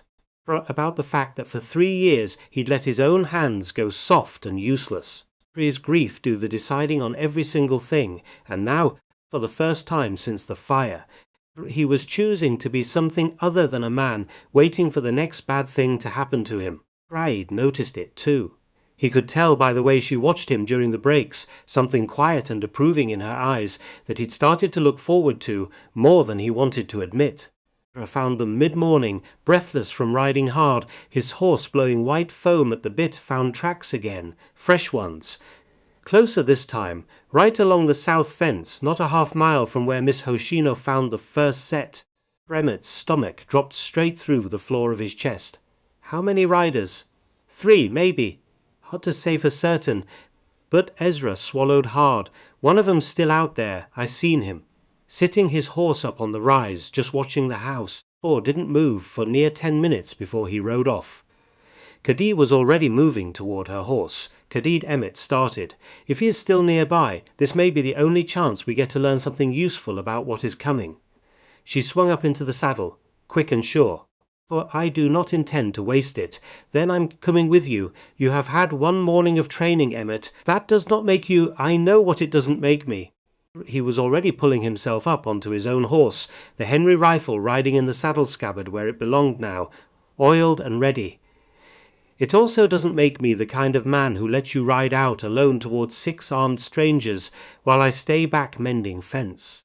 She looked at him a long moment. Something in her face shifted, some small internal argument resolving itself in his favor. "Stay behind me," she said, "and do exactly what I tell you. When I tell you, deal." Ezra started to swing up too, and Kaede shook her head sharp. "You stay. Someone must warn Mr. Briggs, the other one. The sheriff's man. If he comes by, and someone must watch the house." Ezra's jaw tightened, clearly wanting to argue, clearly deciding against it. "Be careful, both of you." They rode south along the fence line at a hard pace, the wind cutting cold despite the climbing sun, and Emmett's heart hammered against his ribs in a rhythm that had nothing to do with the horse beneath him. Because he was scared, genuinely, thoroughly scared, in a way he hadn't let himself feel since the night of the fire. Except this time the fear didn't paralyze him, it sharpened him, which was new. Which was, he thought, probably exactly what Kaede had been trying to teach him all morning with that broom handle. They found the rider near the same stand of cottonwoods where the first tracks had appeared, putting his horse in the shade, unaware, or unconcerned, that anyone might be closing on his position. Pra'ide's hand went up. Emmett stopped his horse instantly, the way she'd drilled him to that very morning. She studied the rider a long moment, young, maybe not much older than Ezra, a rifle across his saddle horn. A scarf pulled up over the lower half of his face against the dust, though it did nothing to hide the way he kept glancing nervously back toward the ranch house in the distance, like a man doing a job he wasn't entirely comfortable with. Kaede whispered, "Kate, trust me." He did, which surprised him a little, how easily the words came out of him. He did trust her, completely. Somewhere in the last 3 weeks that trust had built itself up brick by brick, without him ever quite noticing the construction. She dismounted without a sound. Moved through the brush low and quiet, closing the distance between herself and the rider. with a patience that made Emmet's own hard-won morning of training look like a child's game by comparison. Ryder never heard her coming. One moment he was sitting his horse, scanning the ranch house through the trees. For the next, Cade had a hand locked around his wrist, wrenching the rifle from his grip before he'd even fully registered she was there. And the point of a knife, not the katana, something smaller, for a blade Emmet hadn't even known she carried pressed just under his jaw. "Drop move," she said, low and even, "and do not shout. I promise you I am faster than any sound you could make." The rider froze. Emmet rode up slow, rifle across his own saddle now, watches the whole scene with something between awe and terror. "Who are you?" Cady said. "Who sent you?" "I ain't. I don't know nothing. You know enough to be sitting on this ridge, watching this house for the better part of an hour." "Try again." The rider's eyes darted between them, wild, calculating an escape that clearly wasn't there. "Brame's wit," read finally, the words tumbling out fast, scared. "For I ride with Crow's outfit. He sent 3 of us as a scout. That's all I know. I swear it. Just scout, count how many guns, see who's watching for us. And what will you tell him?" "For that there's a woman handles a knife like the devil himself," it said. And despite everything, there was something almost like reluctant admiration buried under the fear. "Ranch ain't going to be the easy one he thinks it is." Cady studied him a long moment. Emmet watched something calculate behind her eyes, weighing options he couldn't fully follow. "Search him," she said to Emmet, slowly. "I have him." Emmet dismounted, hands shaking slightly with the strange adrenaline of it all, and went through the rider's coat pockets. Saddlebags, for anything that might tell them more than the boy himself seemed willing to give. Found a folding knife. A few coins.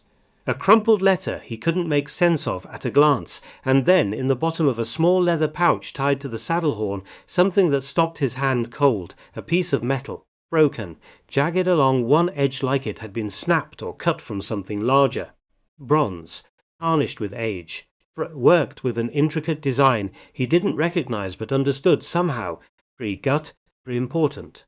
For Cade, he glanced over, still holding the blade steady at Wit's throat. And the moment her eyes landed on the object in Emmet's palm, something in her whole body went rigid. Where she said, voice gone very quiet, very dangerous. Did he get this? I don't know what it is. I am not asking you. Her eyes cut to Wit. And whatever composure she'd been holding on to cracked, slightly, to the edges. Where did your outfit get this? Wit's eyes went wide at the change in her tone. I don't know. Crow carries it. Always has, long as I've rode with him. Keeps it on a cord round his neck under his shirt. That piece there that must have broke off it somehow fell in my bag when we was loading gear. I swear on my mother, I don't know nothing else about it." Cady went very still. Emmet had learned in 3 short weeks that her stillness came in different kinds. There was the stillness of patience, the stillness of readiness. And now, for the first time, he saw a third kind entirely. The stillness of a person standing at the edge of something they'd been searching for so long. They'd half stopped believing they'd ever actually find it. "What is it?" he asked again, gentler this time. Cady's grip on the knife didn't waver, but her eyes had gone somewhere very far away. "It is a tuba," she said, "a sword guard piece, this crest." Worked into the metal. Her voice caught, barely, once. "Here is the mark of the Aizu domain. My father's domain. This was carried by one of his own men before it was taken. Taken how? By someone who was trusted enough to be close to it," she said. Close enough to take it from a dying man's hand, or a dead one's, and keep it as a trophy of what he had done. She looked back at Wit, and something in her face made even Emmet's blood run cold. "Leader," she said slowly. "Dutch Crow, how long has he worn this? Long as anybody can remember. 10 years, maybe more, never takes it off. Even sleeping." "Does he have a scar?" Cade said, her voice barely above a whisper now. "Along his jaw, from ear to chin." Wit's eyes widened further. "How do you know that?" Emmet watched Cade's face in that moment, and it was like watching a door open onto something she'd spent years standing outside of, afraid, and hoping in equal measure to finally see through it. "Because I have been looking for that scar," she said, "since before my father died." The silence that followed stretched long and heavy, broken only by the wind moving through the cottonwood leaves overhead. "What do we do with him?" Emmett said finally, nodding toward Wit, who had gone pale as chalk, for clearly understanding he'd wandered into something far larger than a simple scouting job. Bree considered it a long moment. "We let him go," she said finally to Emmett's surprise, but not before he understands something clearly. She leaned in close to Wit, her voice dropping low and even. "You will tell your leader his scouts were seen. 4. You will tell him the ranch is watching, and armed, and not afraid, and you will tell him something else." For her eyes had gone hard as flint now, hard in a way Emmett hadn't seen from her before, not even in the store, or even facing down Curtis Vane. Tell a debt has finally found him. One he has carried a very long way, thought perhaps, for he had outrun. He released him. Stepped back. Wit scrambled onto his horse with hands that shook badly enough. He nearly dropped the reins twice and rode off north along the ridge without a single backward glance. Emmett watched him go. Friend turned to Cad, who stood in the tall grass with the broken piece of tsuba now resting in her open palm, staring at it like it might dissolve if she looked away. "Reed." She didn't answer right away, Coed. "Him," she said finally, quiet, almost disbelieving even as she said it. 10 years I have carried a description, scar, a name he no longer uses. I did not let myself hope I would ever actually find the man attached to them. She closed her fingers slowly around the broken metal, and he has been less than a day's ride from this very house the entire time you have known me. For Emmett didn't know what to say to that, so he didn't try to say anything clever. He just reached out and put a hand on her shoulders. "Steady, the way you'd steady, something you were afraid might shatter if you weren't careful with it." "What do you want to do?" he asked. She looked up at him, and for the first time since the train platform, he saw something in her face that looked less like iron and more like a woman standing at the edge of a decision that had been 4 years in the making. "I do not entirely know yet," she said. "I have imagined this moment so many times, and in every version I imagined I knew exactly what came next." She shook her head slowly. "Now that it is real, I find I am less certain than I have ever been." "But we've got time to figure it out," Emmett said, "before he gets here." "Or do we?" Coyote said, France, and for glancing north, toward the direction Wit had ridden, carrying word of a debt finally come to collect. For I am no longer certain of that either.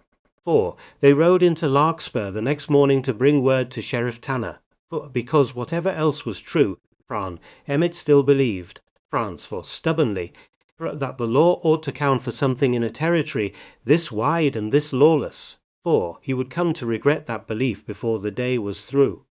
Tanner's office sat at the north end of the main street, a squat brick building that had always struck Emmett as too solid, too permanent, for a town that still felt half improvised most days. 4. He'd expected to find the sheriff behind his desk, same as always, boots up, coffee going cold. 4. Instead they found him standing at the window, back to the door, shoulders set in a way that told Emmett something was wrong before a single word had passed between them. "Sheriff?" Tanner turned, and his face did something strange in that half-second before he composed it. Something that looked almost like guilt, quickly buried under the practiced calm Emmett had known him wear for years. "Emmett, Miss Hoshino." He gestured at the 2 chairs across from his desk, though he didn't quite manage to meet either of their eyes as he did it. "What brings you 2 in?" Cade set the broken tsuba on the desk between them, without preamble. "Dutch crow," she said. "Do you know this crest?" Anna glanced down at it. Something crossed his face, fast foregone almost before Emmett could catch it. "Pray, I do." "Are lying. Flat. No heat in it. A plain statement of observed fact." Anna's jaw tightened. "Now see here." Sheriff Emmett leaned forward. "We caught one of Crow's scouts not 4 miles from my property yesterday. Found this on him. Heidi believes it connects Crow directly to something back in her father's homeland, something that matters a great deal to us, and maybe to a lot more folks in this territory than just us." "That's so, it is," Heidi said. 4. And I would like to know why the man wants to enforce law in this territory cannot look me in the eye while he tells me he does not recognize an object his own outlaw has apparently worn openly for 4 years. The silence that followed stretched long and uncomfortable. Anna sat down heavily behind his desk, rubbing a hand over his face, and for a moment he looked older than Emmett had ever seen him look. You don't understand what you're asking me to do, he said finally, quiet. Explain it, Emmett said. Tanner was quiet a long moment, and when he finally spoke, his voice had gone rough, stripped of its usual easy authority. Crow's got more men than this county's got deputies, more money than the territorial government's willing to spend chasing him down. And he's got... Tanner stopped himself, started again. He's got leverage on certain folks who owe him things they can't easily pay back. Folks like you, KD said. Tanner didn't answer, which was his own kind of answer, Sheriff. Emmett's voice had gone hard now, something he rarely let happen, but the last 3 weeks had worn down whatever patience he might once have had for this. What kind of leverage? Tanner looked up at him, and the guilt in his face this time wasn't buried at all. I owe him, he said. Cards, mostly. Started small a few years back, before I understood what kind of man I was dealing with. Grew into something I couldn't dig myself out of before I even realized how deep the hole had gotten. He laughed, short and bitter, without a trace of humor in it. Man like Crow don't ask for money once he's got you in that deep. He asks for favors instead. Ones, at first. Look the other way here. Take your time getting somewhere there. How much do you owe him? Emmett said. For enough that if I moved against him hard, or publicly called in the territorial marshals, brought real force to bear, he'd make certain everyone in this county knew exactly how compromised their sheriff's been for the better part of 2 years. Tanner's hands were shaking slightly on the desk. I'd lose the badge. Maybe worse than that. 4, and Crow would still be out there, richer for having ruined me, with one less obstacle standing between him and every ranch north of the ridge. Emmett sat back in his chair, the full weight of it settling over him slow and heavy. So you've been protecting him, he said. The whole time. Every warning you've given us, every bit of help, it's all just been enough to keep your own conscience quiet without actually doing anything that might cost you. It ain't that simple. For Emmett, it's exactly that simple. Emmett stood, and Kaede stood with him, the broken Suba still resting on the desk between them like an accusation. You knew what he was doing to the Fenwicks. You know what he's planning for us. 4, and you've been sitting behind this desk, deciding how much of it you can afford to care about. Tanner didn't argue, didn't defend himself. Just sat there, shoulders bowed under a weight he'd clearly been carrying a long time, and said the only thing that seemed to matter anymore. I'm sorry. Sorry doesn't rebuild a barn, Emmett said. Sorry doesn't put a bullet back in a boy's shoulder. He turned to leave. Cade lingered a moment longer, studying Tanner with an expression that wasn't quite anger and wasn't quite pity, but held pieces of both. You are not a bad man, Sheriff, she said finally. I have watched enough good men make terrible choices under enough pressure to know the difference. 4, but you have made your choice now, and we can no longer afford to build our safety around the hope that you will make a different one. 4, they left him sitting behind his desk in the settling dust of the afternoon light, and Emmett rode home that day with a hollow feeling in his chest that had nothing to do with fear and everything to do with the particular loneliness of realizing help you'd counted on was never really coming. We're on our own, he said, as the ranch came into view. We were always on our own, Cade said. We simply did not fully understand that until today. Ezra was waiting for them in the yard when they rode in, and one look at their faces told him something had shifted. That bad? As compromised, Emmett said, swinging down off his horse. Crow's had him on a leash for years. We can't count on the law. Not this time. Face went hard in a way Emmett hadn't seen on the boy before. Something that made him look, the first time, less like a 19-year-old ranch hand, and more like a man who understood exactly what kind of trouble he'd signed on to face. But then we do it ourselves, he said. 4. Then we do it ourselves, Emmett agreed. They spent the rest of that day and most of the next reinforcing everything that could be reinforced. For Ezra rode to the Fenwick place and came back with 2 hands the family could spare, men who'd lost their own barn to Crow's fire and had no interest in watching it happen to their neighbours too. For Cade drilled everyone who could hold a weapon, patient and relentless, until even the 2 borrowed Fenwick hands, grown men twice Ezra's age, 4 were calling her ma'am with something close to reverence. For Emmett spent his hours boarding windows, hauling water, stacking what defences he could think of. And in the evenings, when the work finally slowed enough to let his mind wander, He found himself circling back to the locked door at the end of the hall. He'd left it open a crack that first night. He hadn't been back inside it since.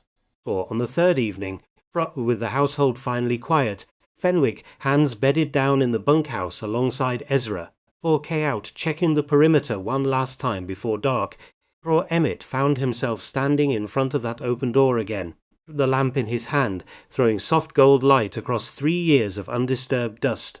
He went in this time, all the way in. The half-finished quilt still hung on its frame. Mara's sewing basket sat exactly where she'd left it, needles rusted now, thread gone brittle with age. He ran his fingers along the edge of her work table. And it was there, tucked into a small drawer he hadn't opened in 3 years. That he found the notebook. Plain leather cover, Mara's handwriting, small and neat, filling page after page. He almost put it back, almost told himself it was just household accounts, garden notes, nothing worth the ache of reading her handwriting again after 3 years of avoiding it. Except something made him open it, something that felt, looking back later, less like curiosity and more like a summons he couldn't quite refuse. The early pages were ordinary enough, notes on the garden. A list of names, ranchers' wives she'd been friendly with, a record of who'd brought what to the last harvest gathering. Brara's voice came through so clearly in the handwriting that his throat tightened reading it. 3 years of grief he'd thought he'd mostly buried rising back up fast and raw. Then, near the back third of the notebook, the entries changed. First one twice, before he let himself believe what it said. Talked with Hazel Fenwick again today.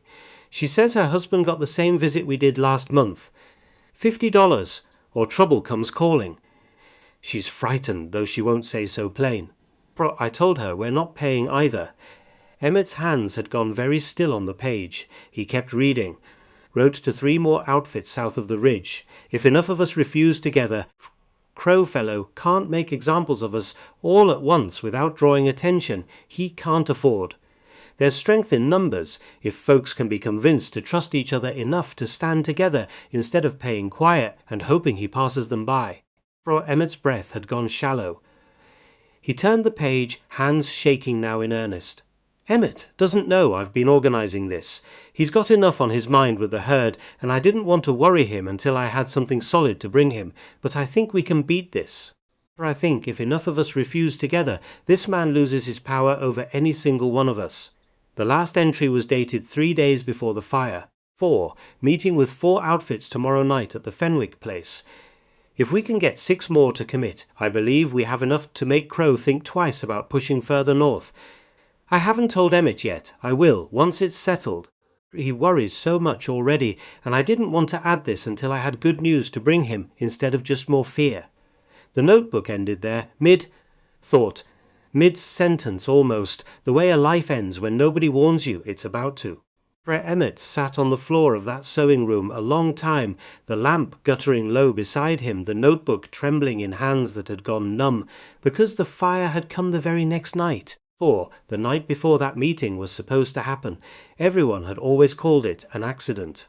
Drummer wind, stray spark, bad luck plain and simple, the kind that happens on ranches every season somewhere in the territory.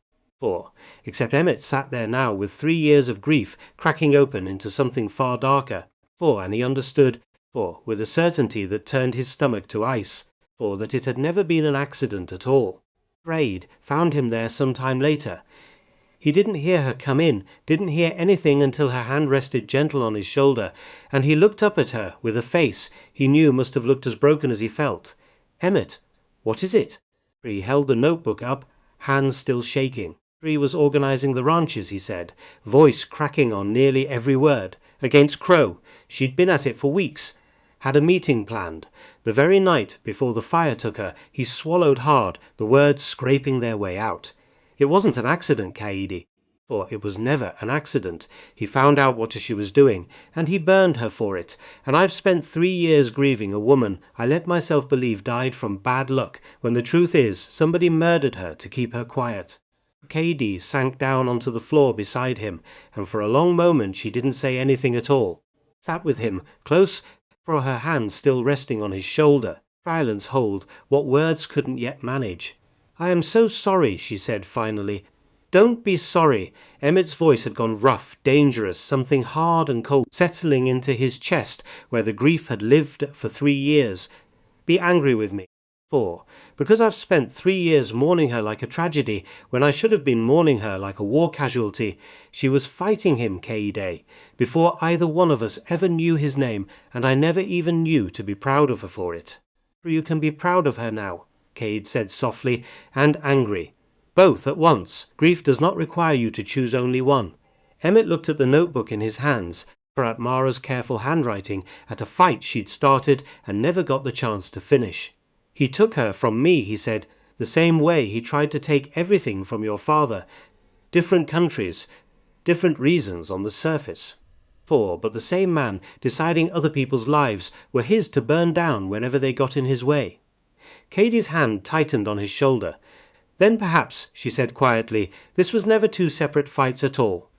Perhaps it was only ever going to be the one. For Emmett looked up at her, and something passed between them in that moment that went beyond gratitude, beyond the careful trust they'd built over 3 short weeks. Something that felt, for the first time, like 2 people standing on exactly the same ground, carrying exactly the same fire. I want him to answer for both of them, Emmett said. Your father, my wife. So do I, Cadiz said. And now at least we will face him together. 4. They sat together in the dust of that sewing room a long while, for the lamp burning low, the notebook resting closed between them. 4. And when Emmett finally stood, 4. He reached down and helped Kaede to her feet. 4. And neither one of them let go of the other's hand for a long moment after. For I'm going to finish the quilt, he said. When this is over, I will help you, Kaede said, exactly as she'd promised weeks before. For I know, Emmett said. I'm counting on it. The message from Crow arrived the following morning, nailed to the front gate post where anyone riding up the road couldn't miss it. Ezra found it first, pulling it free with hands that had gone white-knuckled by the time he brought it to the house. Emmett read it, standing in the yard, Kaede beside him. The morning sun already climbing hot overhead. Heard you had visitors on my land. Heard my man came home with a story about a woman who don't scare, and a rancher who ain't paying what's owed. $50 a month was the price before. It ain't the price no more. Now the price is everything. The land, stock, and whatever you think you're protecting out there with a sword and a grudge. 3 days. Sundown, 3 days from now I'm riding onto your property with every man I've got. 4. You can hand it over quiet, or you can find out exactly what happened to the last folks who thought they could stand against me. Your choice won't be offered twice. It was signed simply, D. Crow. Emmett read it twice, and handed it to Kaede, who read it once, her jaw tightening with every line. 3 days, Ezra said, his voice unsteady. 3 days, Emmett repeated. Kaede lowered the letter, her eyes going to the ridge to the south, the same direction she'd been watching since the very first night she'd ridden this road beside him. Then we have 3 days, he said, to make certain that when he arrives, for he understands exactly what kind of mistake he has made. For Emmett looked at her, at Ezra, for at the 2 Fenwick hands standing in the yard behind them, for all of them, waiting for him to say something worth following. For he found, to his own surprise, that he had something. We're not handing over anything, he said, not the land, not the stock, not one single thing this man thinks he's owed for the crime of us wanting to live our own lives on our own ground. For he folded the letter, slow and deliberate, for the way a man folds something he intends to keep as evidence. Memory, reason. For he burned my wife alive for trying to organize decent folks against him.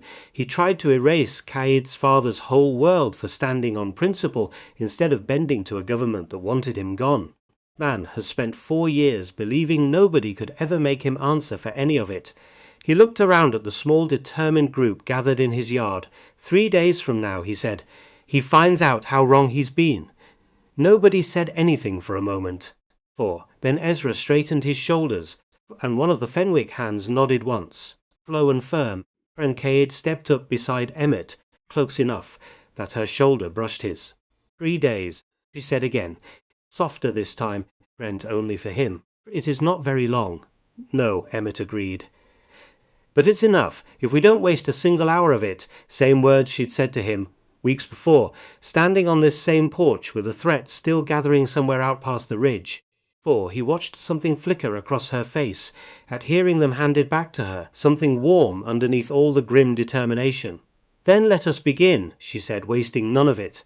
And they set to work, the whole small household of them, boarding what remained to be boarded, sharpening what remained to be sharpened, preparing themselves as best they could for a reckoning that had been building, in one form or another, on 2 different sides of the world, for the better part of 4 years. That night, long after the others had turned in, Emmett found Caillie alone on the porch, the lacquered case finally unwrapped and resting across her knees, moonlight catching along the polished length of the blade as she ran an oiled cloth slow down its edge.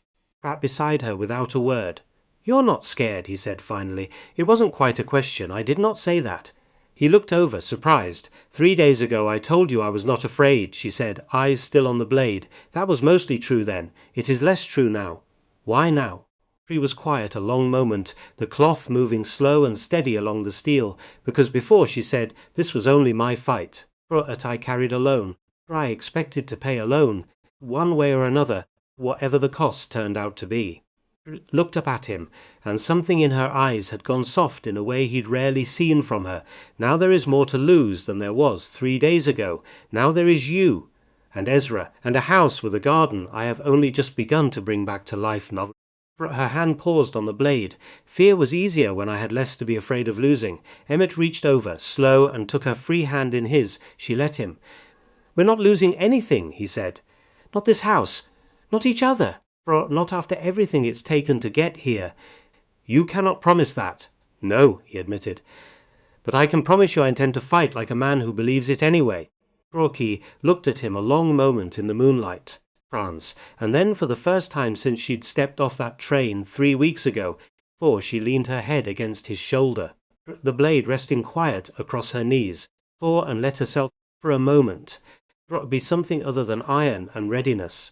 3 days, she said softly. 3 days, Emmett agreed, and then we finish this, together. Sat like that a long while, a wide dark sky thick with stars, the ridge silent and waiting to the south, and neither one of them said another word. For once, in the middle of everything bearing down on them, silence between them didn't need any words at all. The morning of the first day came hard and fast, the way mornings do when a man knows exactly how few of them remain before everything changes. For Emmett was up before the sun, same as Caillie now, the 2 of them moving through the yard in the grey half-light, while Ezra slept another hour, and the Fenwick hands snored loud enough to wake half the county from the bunkhouse. "For we need more hands," Emmett said, watching the horizon lighten slow over the ridge. 4 of us and 2 borrowed men ain't enough to hold this place against 6 or more riders coming from every direction at once." "Then we ask for more," Cade said simply. "Folks around here are scared, Caide. Fenwick's the only outfit that's stood up so far, and that's mostly because Crow already burned him once, and he's got nothing left to lose by fighting back." "Then we remind them," she said, "that they have already lost something too. Whether they have admitted it to themselves yet or not, they rode into Larkspur together that morning, and this time they didn't go to the sheriff's office. They went to the church. Reverend Whitlock was sweeping the front steps when they rode up, and something in his face, upon seeing them, suggested he'd already half expected this visit. Roshino, he set the broom aside. "I heard about the letter Crow left on your gate. News travels fast," Emmett said. "News like that always does." The Reverend's face had gone grim, older somehow than it had looked just a week before Sunday service. "What can I do for you?" "We need help," Emmett said plainly. "Men who can shoot straight, or at least stand steady with a rifle in their hands. We need it in 3 days' time, and I know most folks in this valley are scared of what happens if they're seen standing against Crow." "They are scared," Whitlock agreed. "With good reason. Trees burned 3 barns in this valley in the last 2 years alone, and not one soul's ever seen a man brought to justice for any of it." "Then maybe it's time somebody was," Emmett said. "And maybe it's easier to be brave together than it is alone." Whitlock was quiet a long moment, looking between the 2 of them. "I'll speak to the congregation," he said finally. "This Sunday's still 2 days off, but word travels faster than that in a town this size.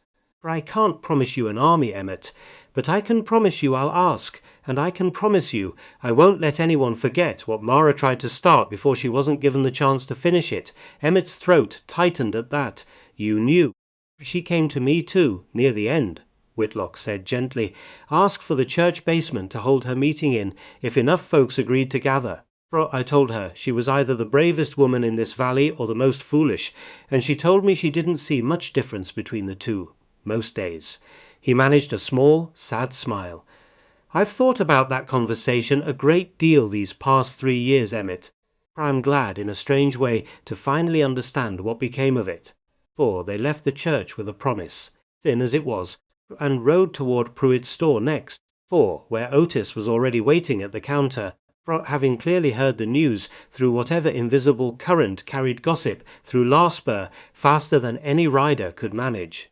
For heard about the letter, he said. Before Emmett had even fully stepped through the door. Word travels fast when it's the kind of word that scares a whole town half to death. Otis wiped his hands on his apron, something resolute settling into his face.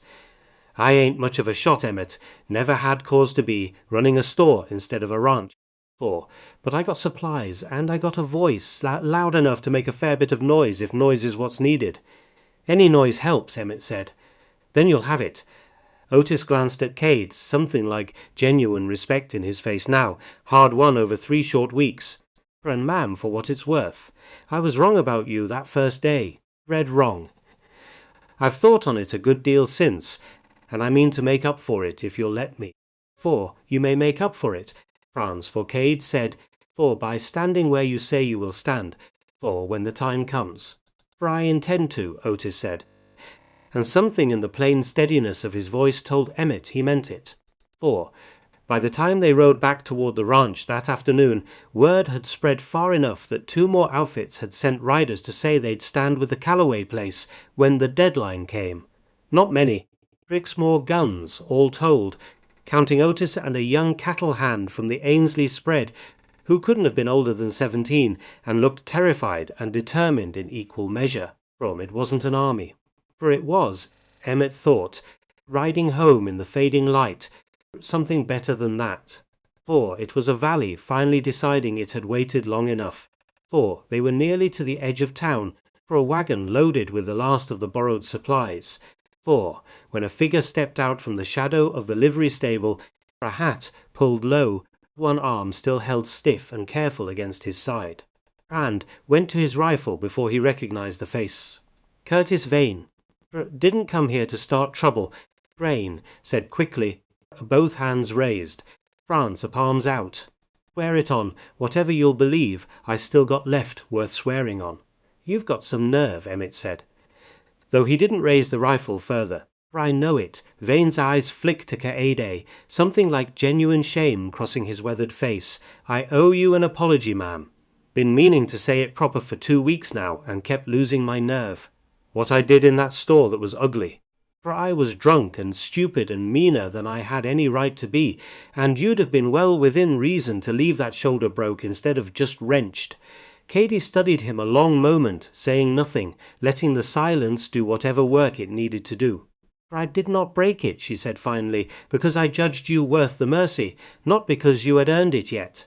Vane nodded slowly, accepting that without argument. Fair enough. More than fair, honestly. He glanced around, lowering his voice. That ain't why I'm here, though. I got something you need to hear, and I ain't got long to say it before somebody notices I slipped off to find you. For you're riding with Crow, Emmett said slowly, understanding dawning. Been riding with his outfit near 2 years now, Vane admitted, something bitter and tired in his voice. Wasn't much choice in it, not the way most folks think. Owed money I couldn't pay, same as half the men who end up wearing his colours. He don't recruit soldiers, Mr. Calloway. He recruits desperate men, and desperate men do terrible things when the alternative is starving. Why come to us now? For, because I got a daughter back in Missouri I ain't seen in 3 years, on account of shame keeping me from writing a single letter I'd be proud for her to read. Vane's jaw tightened. For, and because I watched that woman put me on the ground in under 2 seconds without so much as breaking a sweat, and something about it cracked something loose in me I thought had gone dead a long while back. For it made me remember I used to be a man with some manner of code before Crow bought whatever was left of it. Cady's expression had softened, just slightly. What do you know? He's bringing everything he's got, Vane said, voice dropping lower still. 11 men, maybe 12, 4, more than he's ever committed to a single job before. He don't like being made a fool of, and word of what happened with Wits spread through the whole outfit by now. He's treating this like it's personal. It is personal, Kaede said quietly, for though I doubt he yet understands exactly how personal it has become. There's something else. Vane hesitated, glancing around once more before continuing. He's planning to hit before the deadline, he wrote. Figures you'll be expecting him at the letter of it, sundown. 3 days out, and he means to catch you still settling in for a day early, or maybe even less. Felt the ground shift under him. Again, the same cold certainty he'd felt reading Mara's notebook. You're telling us this, knowing what it'll cost you if he finds out, I know. Vane managed a thin, humourless smile. Figure. It's past time. I did something that might let me write that letter to my daughter without choking on the shame of it. He backed away toward the shadows of the livery, already glancing over his shoulder. I've said what I came to say. Whatever happens after this is between you and him. I'd wish you luck, but I don't figure luck's got much to do with what's coming. 4. He disappeared back into the town's evening shadows before Emmett could think of anything to say in return, and Kei stood watching the space where he'd been a long moment, something unreadable, moving behind her eyes. Do you believe him? Emmett asked. For I believe a man does not risk what he risked tonight for a lie, she said. Fear makes men lie easily. Shame, when it is genuine, makes them tell the truth, even when it costs them everything. She turned to look at Emmett, urgency sharpening her voice. If he is right, we no longer have 3 days to prepare. We may have only 2, perhaps less. Emmett was already climbing back onto the wagon seat, snapping the reins hard. But then we'd best not waste a single hour we've got left, he said. France, and they rode for home through the gathering dark, a timeline that had felt merely tight an hour before now feeling perilously, dangerously short.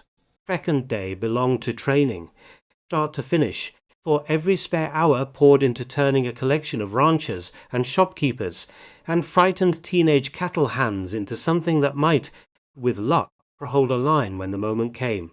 Strawberry ran it like a woman who'd been preparing for exactly this her whole life, which Emmett was coming to understand she likely had. She split them into positions. The house itself, boarded and defensible, would hold the centre. The barn, reinforced with the last of the Otis had brought free of charge, would anchor the east flank.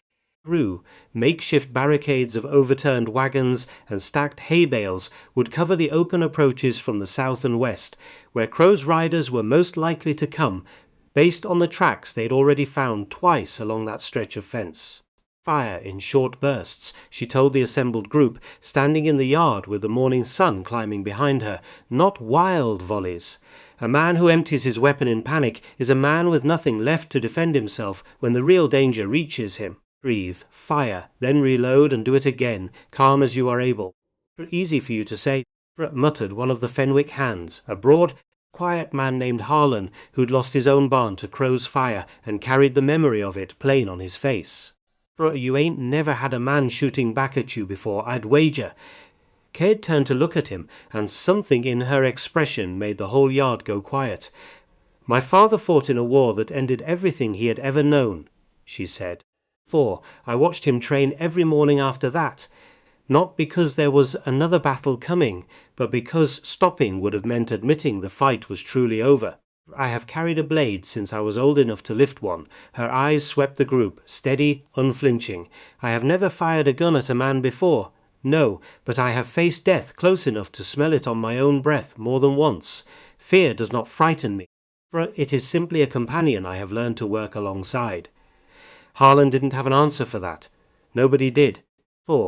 They drilled through the afternoon, positions and signals and fallback plans, until even the youngest of the Ainsley boys' nerves had settled into something approximating steady resolve.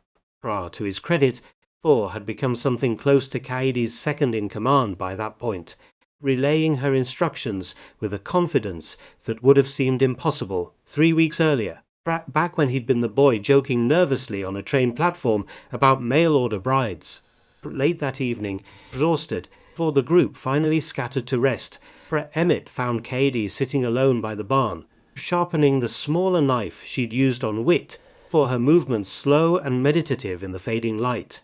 "For you did well today," he said, settling beside her. "They did well," she corrected. "I had only showed them what was already a sense inside them, fear, mostly, and underneath that something stronger that most of them did not know they carried until today gave them a reason to find it. For, is that what happened to you? With your father?" She set the whetstone down, considering the question with the same care she brought to everything. "For my father did not believe in teaching fear away," she said. "He believed in teaching a person to stand inside it without being ruled by it. There is a difference, though it took me many years to understand what it was."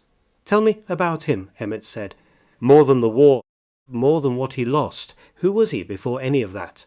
Brady was quiet a long moment, and when she spoke again, her voice had softened into something Emmett hadn't heard from her before, something almost wistful. "Before the war, my father laughed more than any man I have ever known," she said. "It surprises people, I think, to hear that of a samurai.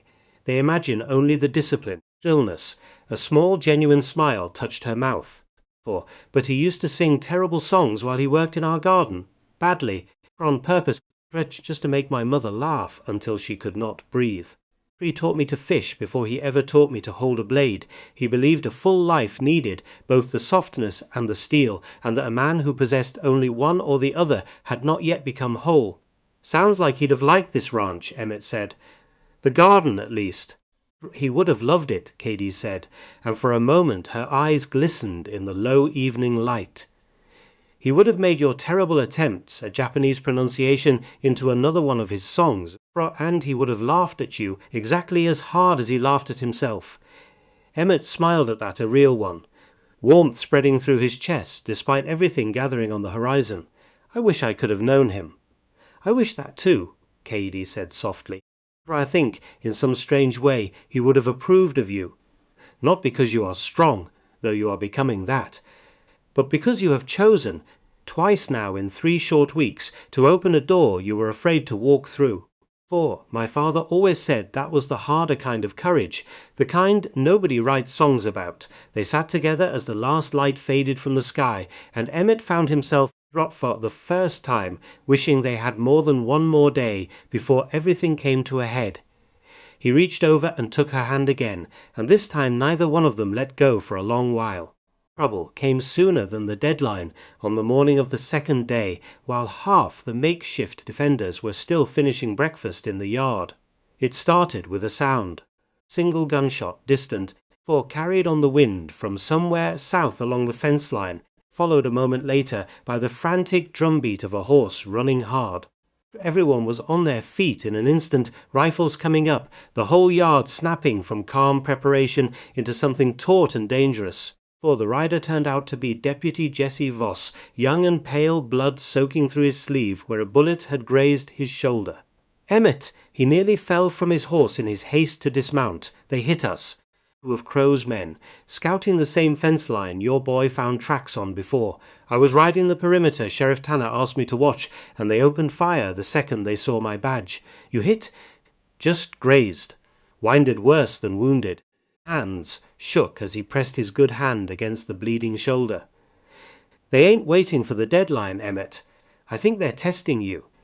Seeing how fast you scramble, how many guns you've actually got standing ready." Kaidi was already moving, checking the wound with quick, practiced hands, pulling a strip of clean cloth from her belt to bind it tight. "How many men did you see?" she asked. "2, maybe 3. Hard to say for certain with how fast it all happened." "For a probe," Kaidi said, tying off the bandage with a firm knot. "Not the attack itself. Crow wishes to see our positions before he commits his full force." "That's a comfort," Harlan muttered, rifle still gripped white-knuckled in his hands. "Actually," Breeze said, straightening. Because it means he does not yet know how many of us there truly are, or where we have placed ourselves to receive him. We have learned something valuable today. He has learned considerably less." "Saint said he might come early," Emmett said, the thought settling cold in his gut. "Said Crow figured to catch us still settling in before the deadline in the letter. This probe, maybe that's part of it. Testing us a day ahead of schedule, same as he's planning to attack a day ahead of schedule. Katie's eyes narrowed, turning the possibility over. Then we cannot afford to treat tomorrow as though it is still a full day away. We must be ready tonight. Fully ready. Not merely prepared to be prepared by morning. That changes things, Harlan said, some of his earlier bravado gone quiet under the weight of it. It changes the timeline, KD corrected. It does not change what must be done. We simply do it faster, and we do it now, rather than assuming we have the luxury of another full day to finish the work properly. Emmett nodded, for already turning toward the house, for calling out instructions to the small crowd gathered in the yard, and the whole group snapped into motion with a renewed urgency that hadn't been there an hour before. Boards were checked twice more. Ammunition was redistributed, positions confirmed a second and third time, water barrels topped off and moved closer to the barricades, in case fire found its way into the fight, the way it so often seemed to with Crow's men. Voss, arm bandaged but his resolve clearly unshaken, insisted on riding back toward town before dark to warn what remained of the sheriff's office. See if Tanner, whatever his failings, might still find some way to be useful before the day was through. You don't have to go, Emmett told him. You're wounded. Nobody would think less of you for sitting this next stretch out. Wasn't planning on sitting anything out, Voss said, swinging up onto his horse despite the stiffness plain in his movements. Sheriff, Tanner's made his choices, and I understand why, even if I don't much like it. But I took an oath, too, when I pinned this badge on, and I don't aim to let one compromised man's failure be the last word on what this badge is supposed to mean in this valley. For he rode off toward town in the fading light, and Emmett watched him go with something like admiration settling alongside the fear in his chest. For Emmett looked around at the yard, at the small group of frightened, and determined people who'd gathered to stand against something far larger than any of them individually, felt something settle into place inside his chest. Not confidence. Exactly, something steadier than that. Resolve. One more day, he said. Let's make sure we're ready to give him a very unpleasant surprise when he finally does come calling. For they spent that final day reinforcing every weak point they could find, running the drills twice more until even Deputy Voss, arm now bound tight and steady enough to hold a rifle again, had memorized his position along the eastern barricade. Found Ezra alone behind the barn during a break in the work, sitting on an overturned bucket, cleaning a rifle that was already spotless, his hands moving with the restless energy of a young man trying to outrun his own thoughts. You're going to wear a hole clean through that barrel, Emmett said, settling down on a crate across from him. Ezra managed a thin smile, not quite reaching his eyes. Keeps my hands busy. Better than the alternative. What's the alternative? Thinking about tomorrow. Ezra set the rifle down finally, rubbing a hand over his face. I keep doing the arithmetic in my head. 12 of them, Vane said. 20 of us, give or take, but half of them ain't never held a gun on a man before neither. Don't much like the odds when I lay it out plain like that. Odds ain't the whole of it, Emmett said. Brady keeps telling me that, and I'm starting to believe she's right. A man who's fighting for something he loves holds his ground different than a man just collecting a wage. Crow's riders are the second kind. Every soul standing in this yard tomorrow is the first. Ezra was quiet a moment, turning that over. I ain't never had much to fight for before, he admitted finally. Not like you got, not like Miss Hoshino's got. My own family didn't want much to do with me, and I figured that was just how it was going to be, working ranch to ranch, till I got too old or too dead to keep doing it. He looked up, something raw and honest in his young face. First place ever felt like it was mine to defend. Emmett. First people ever felt like mine to stand up for. Reckon that's worth more than good odds, when it comes down to it. Emmett felt something tighten in his chest, warm and aching at once. You've been more family to me these past 2 years than I think I ever told you plain, he said, especially this last one after Mara. For I don't know that I'd have made it through some of those nights without you underfoot, making terrible jokes and eating my food and giving me somebody to be responsible for besides myself. Didn't figure you noticed most days, Ezra said, voice a little unsteady now. For I noticed, just wasn't always in a place to say it. Emmett reached over and gripped the boy's shoulder firm. For whatever happens tomorrow, Ezra, I want you to hear this now, plain, in case there ain't time for it later. You're not hired help to me. Haven't been for a good while. You're kin, far as I'm concerned. Chosen kin, which I've come to believe counts for every bit as much as the blood kind, and sometimes more. For Ezra's jaw worked hard for a moment, fighting something back, and when he finally spoke, his voice had gone thick. Same goes, he managed. For what it's worth. It's worth plenty, Emmett said. They sat together a while longer in the fading afternoon light, for neither one needing to say anything further, and when they finally rose to rejoin the others, so something had settled between them that felt sturdier than it had that morning. Not fearlessness. For just the particular steadiness that comes from two people who've said the true things out loud, instead of letting them go unspoken until it's too late for saying them at all. Late in the afternoon, for, with the light going long and gold across the yard, Emmett found a quiet moment to slip back into the sewing room, from Mara's notebook still resting where he'd left it on the work table. He sat down at the frame holding the unfinished quilt, studied the pattern a long moment, and picked up a needle for the first time in 3 years. His stitches were clumsy at first, slow, uneven, nothing like the neat, careful work Mara's hands had left behind, but he kept at it, needle catching the last of the daylight, and somewhere in the careful rhythm of it he found something he hadn't expected to find. Peace. Small and fragile, but real. Kaede found him there as the light finally faded, and she didn't say anything at first.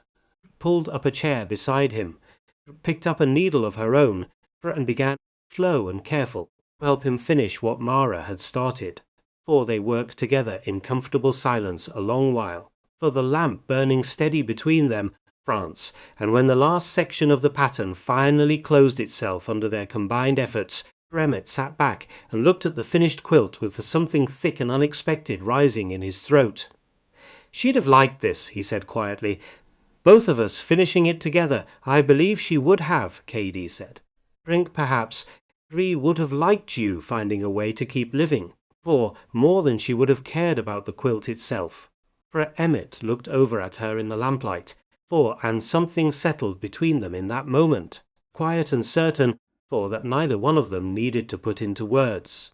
For outside the night had gone fully dark, stars coming out thick and bright over the ridge, and somewhere beyond that ridge, for a man with a stolen tsuba and 4 years of unanswered debts was gathering his men for a reckoning that would arrive with the dawn. "Tomorrow," Kaede said softly, folding the finished quilt with careful hands. "Tomorrow," Emmett agreed.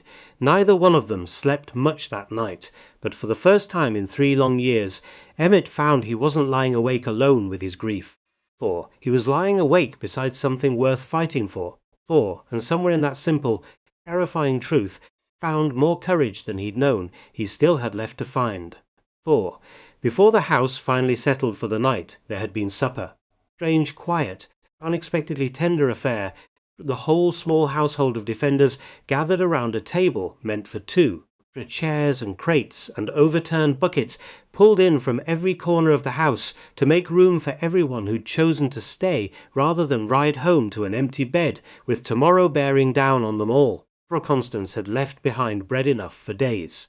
And Kaede had turned what remained of the pantry into something resembling a proper meal, stretching what little they had into enough to feed near a dozen hungry, frightened, determined people crowded into a ranch house kitchen built for a family of 4.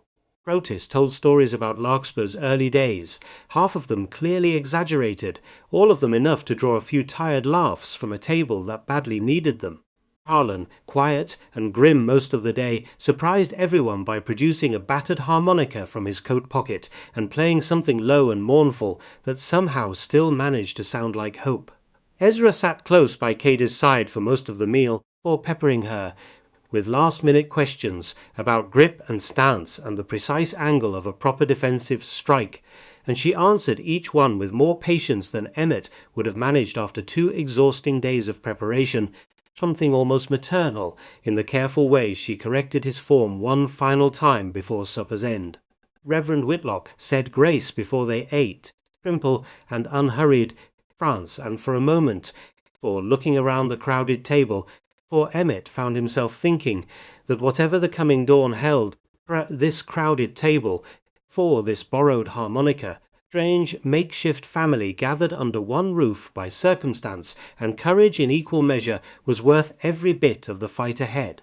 For when the meal finally wound down, and the defenders began settling into whatever corners of the house and yard they'd claimed for the night's rest, Emmett found himself standing a moment in his own kitchen doorway, looking out at all of it. The bedrolls scattered across the porch, soft murmur of quiet conversation drifting from the bunkhouse, the lamp still burning in the sewing room, where the finished quilt now lay folded neat across the foot of a bed that had sat empty 3 years too long. 3 weeks ago this house had held only grief and silence, and a man who'd forgotten what it felt like to hope for anything beyond simply surviving the day. Now it held all of this instead. Sleep found neither of them in the end, and sometime past midnight, Emmett gave up pretending otherwise and found Kaede already awake on the porch, wrapped in a shawl against the night chill, watching the dark line of the ridge like she could read tomorrow's outcome written somewhere in its shadow. He sat beside her without a word. "You said you'd tell me more," he said finally, "about your father's war. The part you haven't told me yet." Kaede was quiet a long while, the wind moving soft through the yard. "There is a battle I have never spoken of," she said finally. "Not to you, not to anyone in this country. My father spoke of it only once, near the end, when the fever had loosened his tongue enough to let old grief spill out that he had carried silent for years. You don't have to. I want to," she said, and something in her voice told him it was true. "Tomorrow comes for us the way I fear it might. I would rather you know all of it than only the pieces I have found comfortable to share." Emmett settled in to listen, and she began. "The domain of Aizu did not fall in a single battle," she said. "Fell across an entire terrible year, piece by piece, the way a body falls when it has seen too many wounds to survive any one of them alone. My father commanded a company of 40 men in the final defense of the castle itself. Young men, many of them, some no older than Ezra." She paused, gathering the words like something heavy she had to lift carefully. "There was a man among them, Reiji.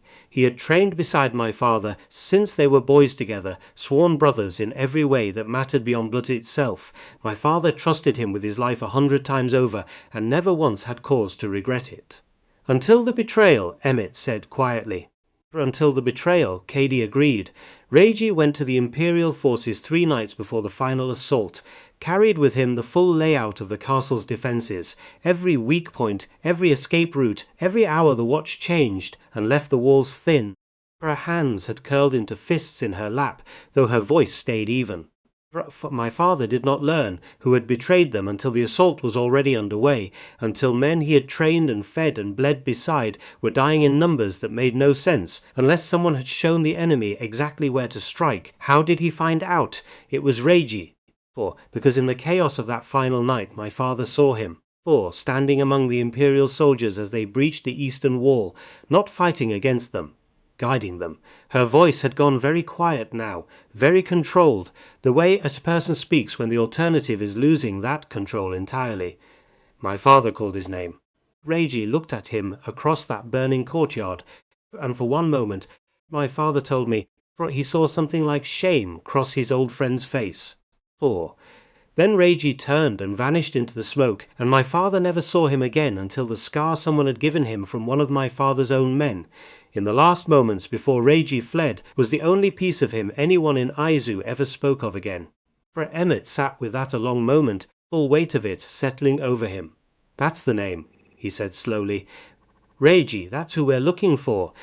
That is the boy my father knew," Kaede said. "For the man who calls himself Dutch Crow now has had 4 years to bury that boy so deep even he may have forgotten what it felt like to be him. But somewhere underneath whatever he has built himself into out here, Reiji is still the one who sold 40 men's lives for a promise of safety, and then ran farther than any promise could actually follow him." "What happened to the men in the castle?"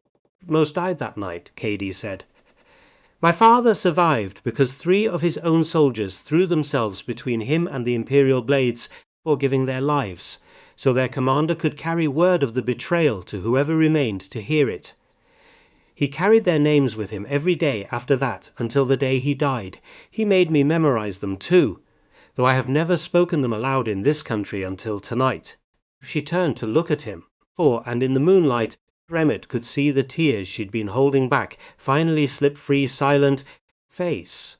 Pray them with me, she said. If you are willing, I do not wish to be the only one who remembers them if tomorrow does not go the way we hope. For Emmett reached for her hand, one by one, haltingly, he repeated the names after her, for each syllable foreign and clumsy in his mouth, each one a small act of witness for men who had died on the other side of the world in a war he'd never even heard of until 3 weeks ago. When they finished, Kaede wiped her face with the back of her hand, something steadier settling back into her posture. Thank you, she said quietly. You don't have to carry it alone any more, Emmett said. Any of it. Not your father's war, not what's coming tomorrow. I know, she said, for the first time. She said it like she fully believed it. For I have carried it alone for 4 years, Emmett. I did not know until I met you how much lighter grief becomes when it is shared instead of hoarded. He reached up and brushed a last tear from her cheek. His hand, lingering there longer than either of them, probably meant it to. And in the quiet dark of that porch, with the whole valley holding its breath before tomorrow's reckoning, Praed leaned in and kissed him, soft and brief and entirely unplanned. She pulled back a moment later, something almost startled in her expression, like she'd surprised at herself as much as him. I did not mean to. I'm glad you did, Emmett said. Emmett, I know we don't have much time, he said. I know tomorrow's coming whether we're ready for it or not. But I've spent 3 years telling myself I didn't have room left in my life for anything except grief and cattle and an empty chair at my own supper table. And these 3 weeks with you have taught me that was never true. I was just too scared to go looking for anything more. Praed studied his face a long moment in the moonlight, something soft and unguarded moving behind her eyes. I did not come to this country looking for this, she said. I came looking for a debt to settle and a place to survive until I settled it. And now? Now I find I would very much like to survive tomorrow, he said, not simply to settle a debt 4 years old, but because I have found something here I am not yet ready to lose. She kissed him again. Neither one of them pulled back so quickly, and for a little while, Fran on that dark porch, with the ridge silent and waiting to the south, or 2 of them let themselves simply be 2 people who had found each other in the middle of everything, trying to tear their world apart. They didn't speak of the battle again that night. There would be time enough for that in the morning. For now there was only the quiet stars, fragile, stubborn hope of 2 people who had both already lost everything once and had found, against every reasonable expectation, a reason to hope for something new. Word had spread further than Emmett expected. By the time the sun rose on the final morning, the yard slowly filling with wagons and riders arriving from ranches up and down the valley, drawn by whatever current of courage the last 2 days had finally set loose across Larkspur. Constance Ainsley arrived just after dawn with a wagon loaded down with bread and dried meat and bandages enough for a small army, her weathered hands steady despite the fear plain in her eyes. Figured you'd need feeding, she said simply, when Emmett came to help her unload. Man can't hold a line on an empty stomach, and neither can a woman, whatever some folks in this valley might still believe otherwise. Even Prudence Hale showed up, for all people, standing awkwardly at the edge of the yard with a basket of medical supplies clutched to her chest, her earlier coldness toward Cade nowhere in evidence. She said little, only that her husband had taught her some field surgery years back, and that it might be needed before the day was through. Cade accepted the offer with a simple nod, and the 2 women set to work sorting sandages side by side without further explanation, whatever remained unsaid between them clearly waiting for a quieter day. By mid-morning the yard held nearly 20 defenders, more than Emmett had dared hope for 3 days earlier. Pruitt arrived with his wagon loaded with extra ammunition, insisting on taking a position at the western barricade, despite his own admission that he'd never fired a shot in anger in his life.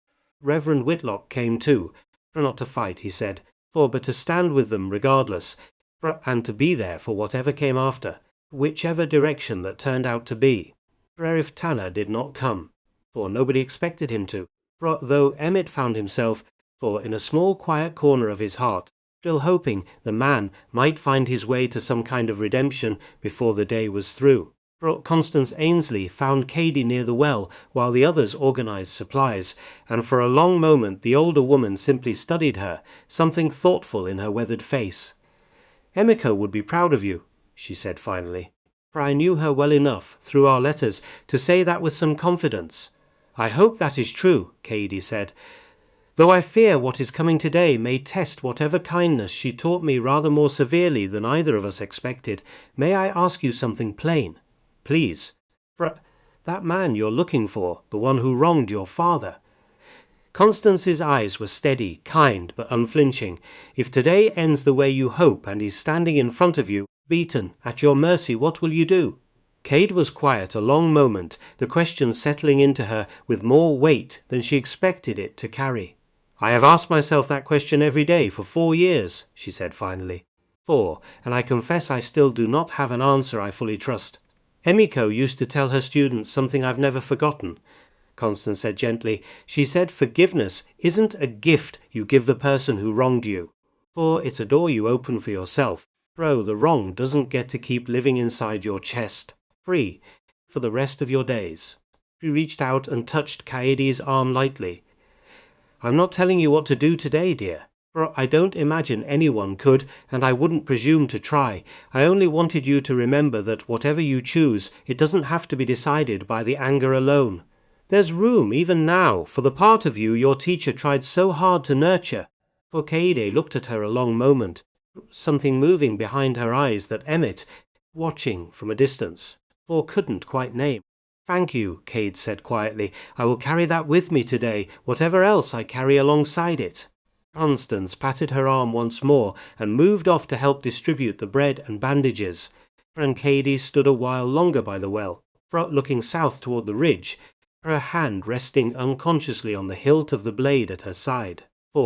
Reverend Whitlock gathered the defenders together as noon approached, standing on the porch steps where, weeks earlier, Emmett had first shown Cade the well and the pantry and the small room off the kitchen that had become, in the time since, so much more than a place for a stranger to sleep. "I won't pretend to know what today holds," Whitlock said, his voice carrying clear across the hushed yard. "I've buried good people in this valley taken before their time, and I've prayed over graves I never understood the reason for. I don't have easy answers today either. But I know this much: whatever fear any of you are carrying into this day, you are not carrying it alone, not one of you, and there is a strength in that which no single man, however many guns he brings with him, can easily break." He bowed his head, and around the yard hats came off. Fred bowed, even those who rarely set foot in his church on an ordinary Sunday.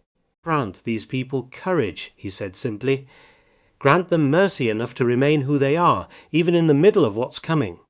Grant us all, when the sun sets tonight, for a reason to still believe kindness is worth defending, for in a world that too often forgets to." A quiet murmur of agreement moved through the yard, and when Whitlock raised his head again, something had settled over the gathered defenders. Not peace, exactly, something steadier than that. Shared resolve, forged in the last desperate hours of preparation, that whatever this day demanded of them, they would meet it together. Cade walked the perimeter one final time as the sun climbed toward noon, tracking every position, adjusting a barricade here, a sightline there, calm, settling over the gathered defenders, like something solid they could each hold onto. He found Emmett near the front porch, checking his rifle for what must have been the 10th time that morning. "How are you?" she asked. "Scared," he admitted. "Same as I told you 3 days ago. Difference is, this time I mean to do something about it, instead of just standing here feeling it. That is the only difference that has ever mattered," she said. They stood together a moment, watching the yard, watching the small determined community that had gathered to stand against something far larger than any single one of them. "Whatever happens today," Emmett said, "I want you to know these 3 weeks have been worth every bit of fear that came with them." "As do I," Cady said.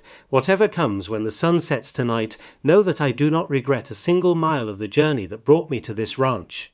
"You," She reached up and touched his face gently, and for one long moment the world narrowed down to just the two of them, standing together in the last quiet hour, before everything they had built came face to face with everything trying to burn it down. Then from the ridge to the south, a rider appeared on the horizon, rising behind him in a thin grey line, and the quiet moment shattered into something sharper and far more urgent.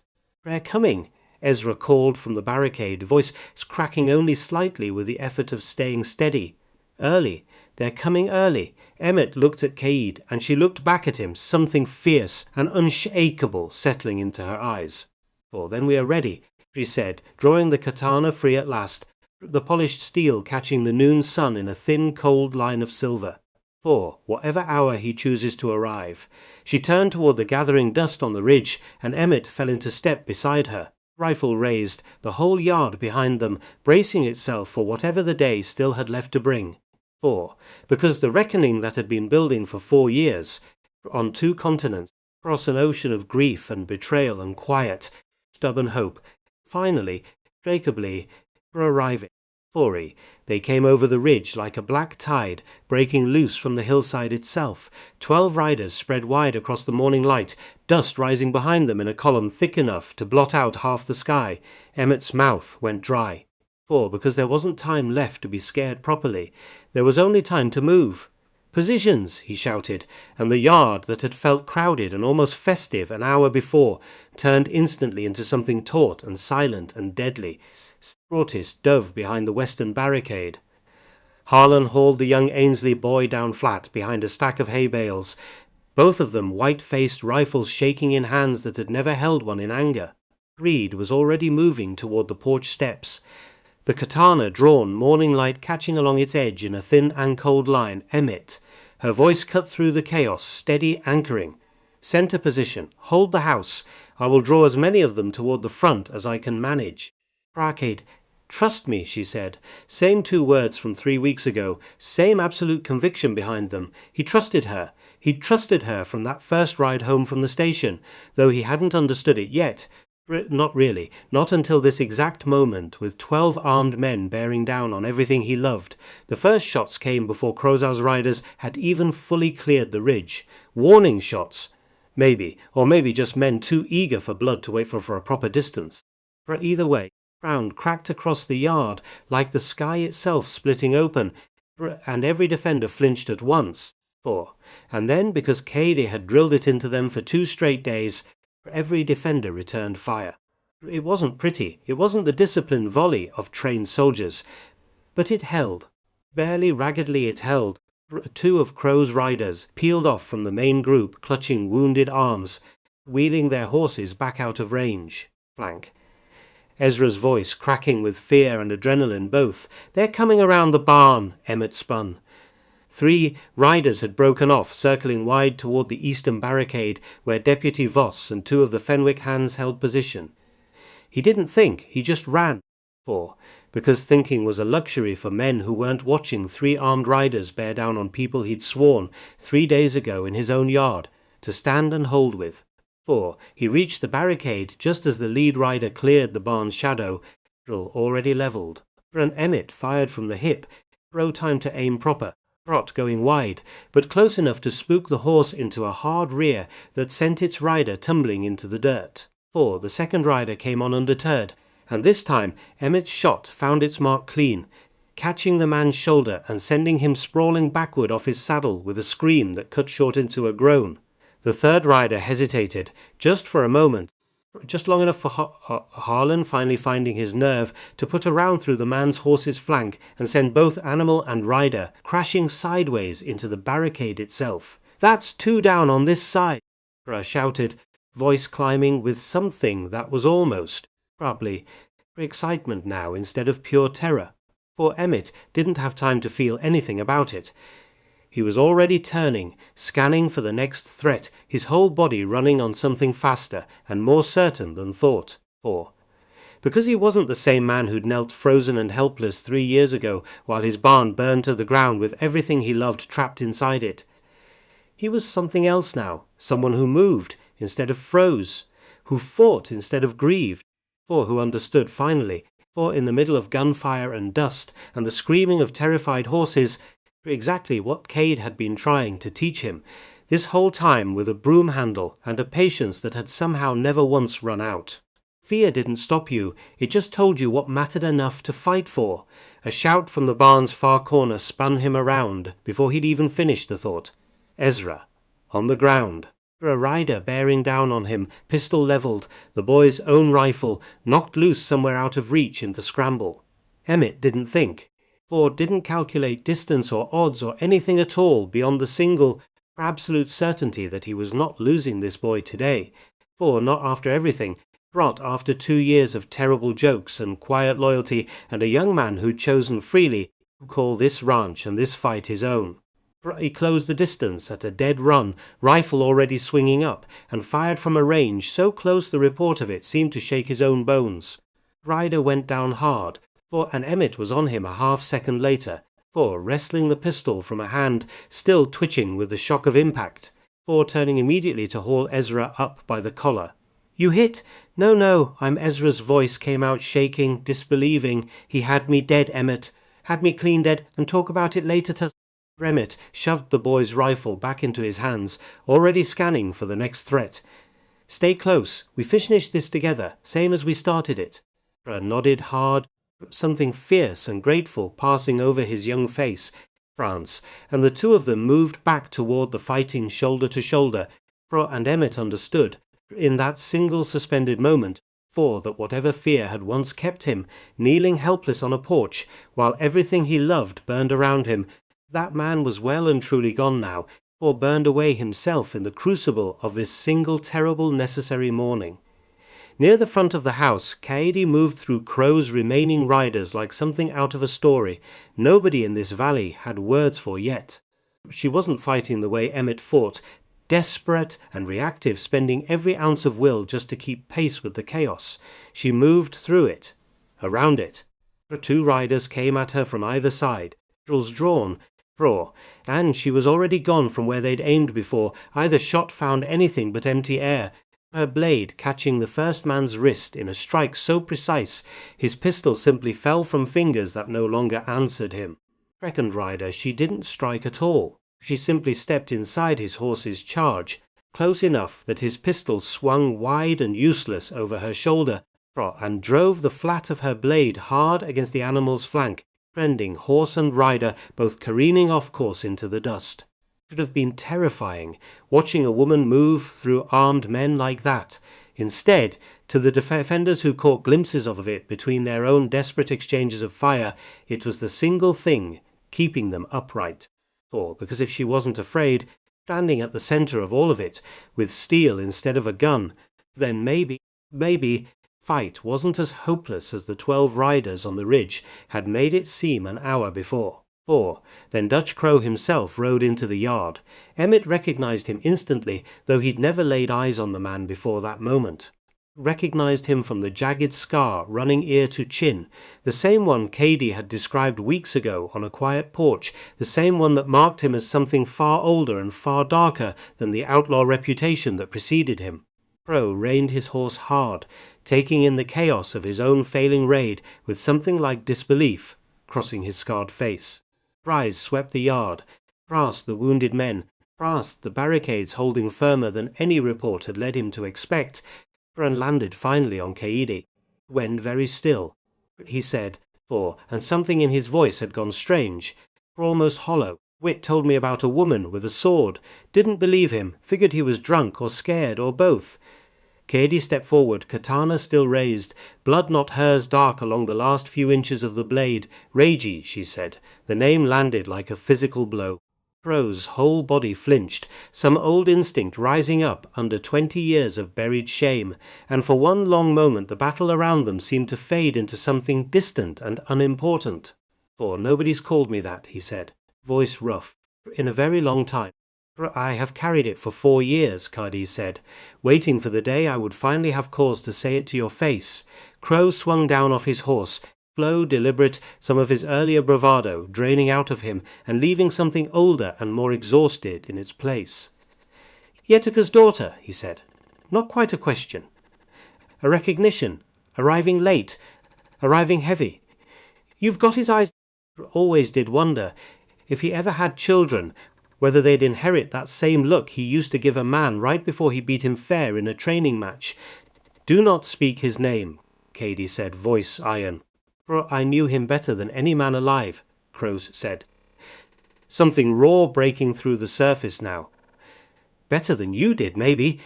You were a child. I fought beside him 15 years, before you were even old enough to understand what Bushido meant, and then you betrayed him. For the battle around them had begun to slow, from instinct among the remaining fighters, recognizing that whatever was happening in the center of the yard mattered more, France, now, for than anything else unfolding around its edges. Emmett found himself drawn toward it too, rifle still raised, watching the confrontation with his heart hammering against his ribs. Crow's jaw tightened. Something like old grief moved across his scarred face. You want to know why, he said.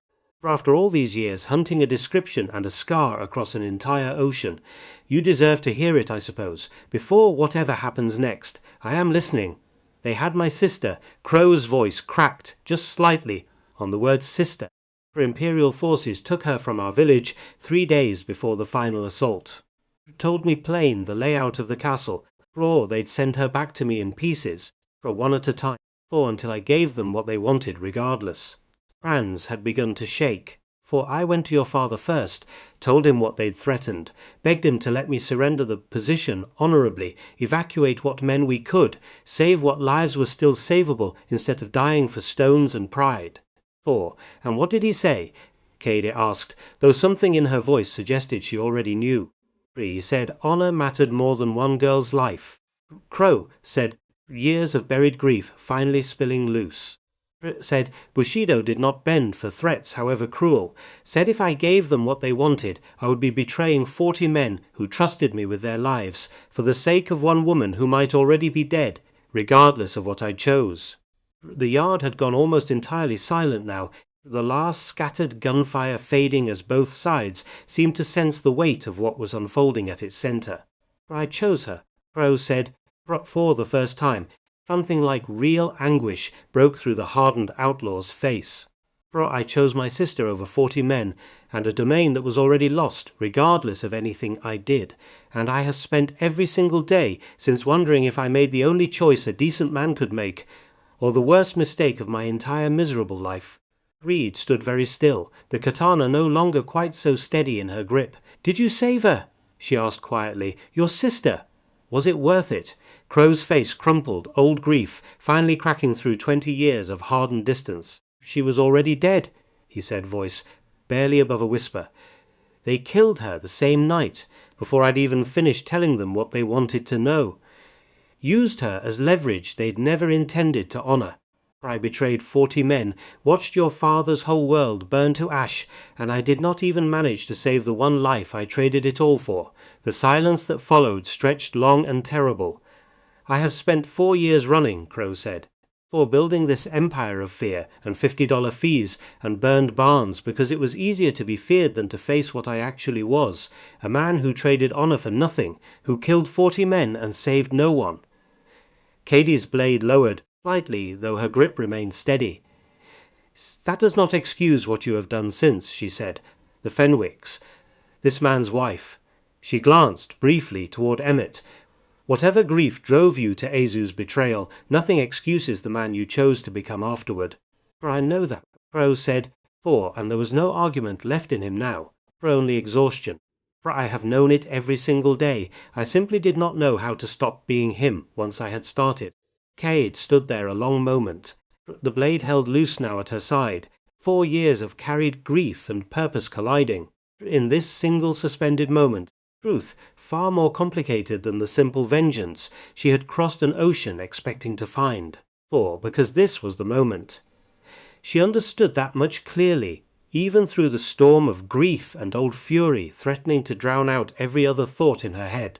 It was the moment Constance had asked her to prepare for, days ago, standing by the well with kind, flinching eyes. It was the moment her father, in the last week of his life, perhaps been trying to warn her about, without either of them fully understanding it yet. Carry the blade. Never carry the dishonour. What would dishonor look like, she wondered, standing here with the tip of her sword hovering inches from a broken man's throat? 4. Would it look like mercy withheld from a man who had already spent 4 years punishing himself more thoroughly than she ever could? 4. Or would it look like mercy granted too easily, absolving a man who had burned barns and shot deputies and extorted terrified families in the years since his one desperate, unforgivable choice? She did not know. Even now she did not fully know, except she knew this, for she knew that killing him here, in this yard, for with Emmett watching, and Ezra watching, and a dozen frightened, hopeful defenders watching, for would not bring her father back, would not undo the Bushin War, fall of Aizu, 4 years of fliss, shame-eaten dying she had witnessed as a girl of 17 who had not yet understood how completely a person could be destroyed by grief alone. For it would only make her, perhaps, a little more like the government that had crushed her father's world, a little more like a person who believed violence, applied with enough certainty, could balance an old and terrible scale. Cada, voice low, careful, close beside her now, though she hadn't heard him approach. Whatever you decide, I'm here. She looked at him a long moment, for then back at Crow, who knelt in the dirt now, having sunk to his knees at some point during his confession, for all the fight finally drained out of him. For I am not going to kill you, she said finally, and the words came out steadier than she'd expected them to. Crow looked up at her, something unreadable moving across his scarred face. Not because I forgive you, she added, before he could mistake her meaning. I do not know if I ever will. What you did to my father's men, what you have done to this valley, since that is not mine alone to forgive, and I will not pretend otherwise. Then why? Crow asked, voice rough. Because my father taught me that honor is not the same as vengeance, Cady said. He believed that until the day he died, even after everything the world had taken from him for believing it. I have spent 4 years wondering if he was wrong. For I find, standing here now, that I am not yet ready to prove him right by becoming exactly the kind of a man who destroyed him. She lowered the blade fully, sheathing it in one smooth, final motion. You will answer for what you have done, she said, not to me, to the law, to the families you have terrorized, to whatever justice this territory still has left to offer, however imperfect it may be. Crow knelt in the dirt a long moment. Fran, something that might have been relief, or might have been a different, deeper kind of grief, moved across his face.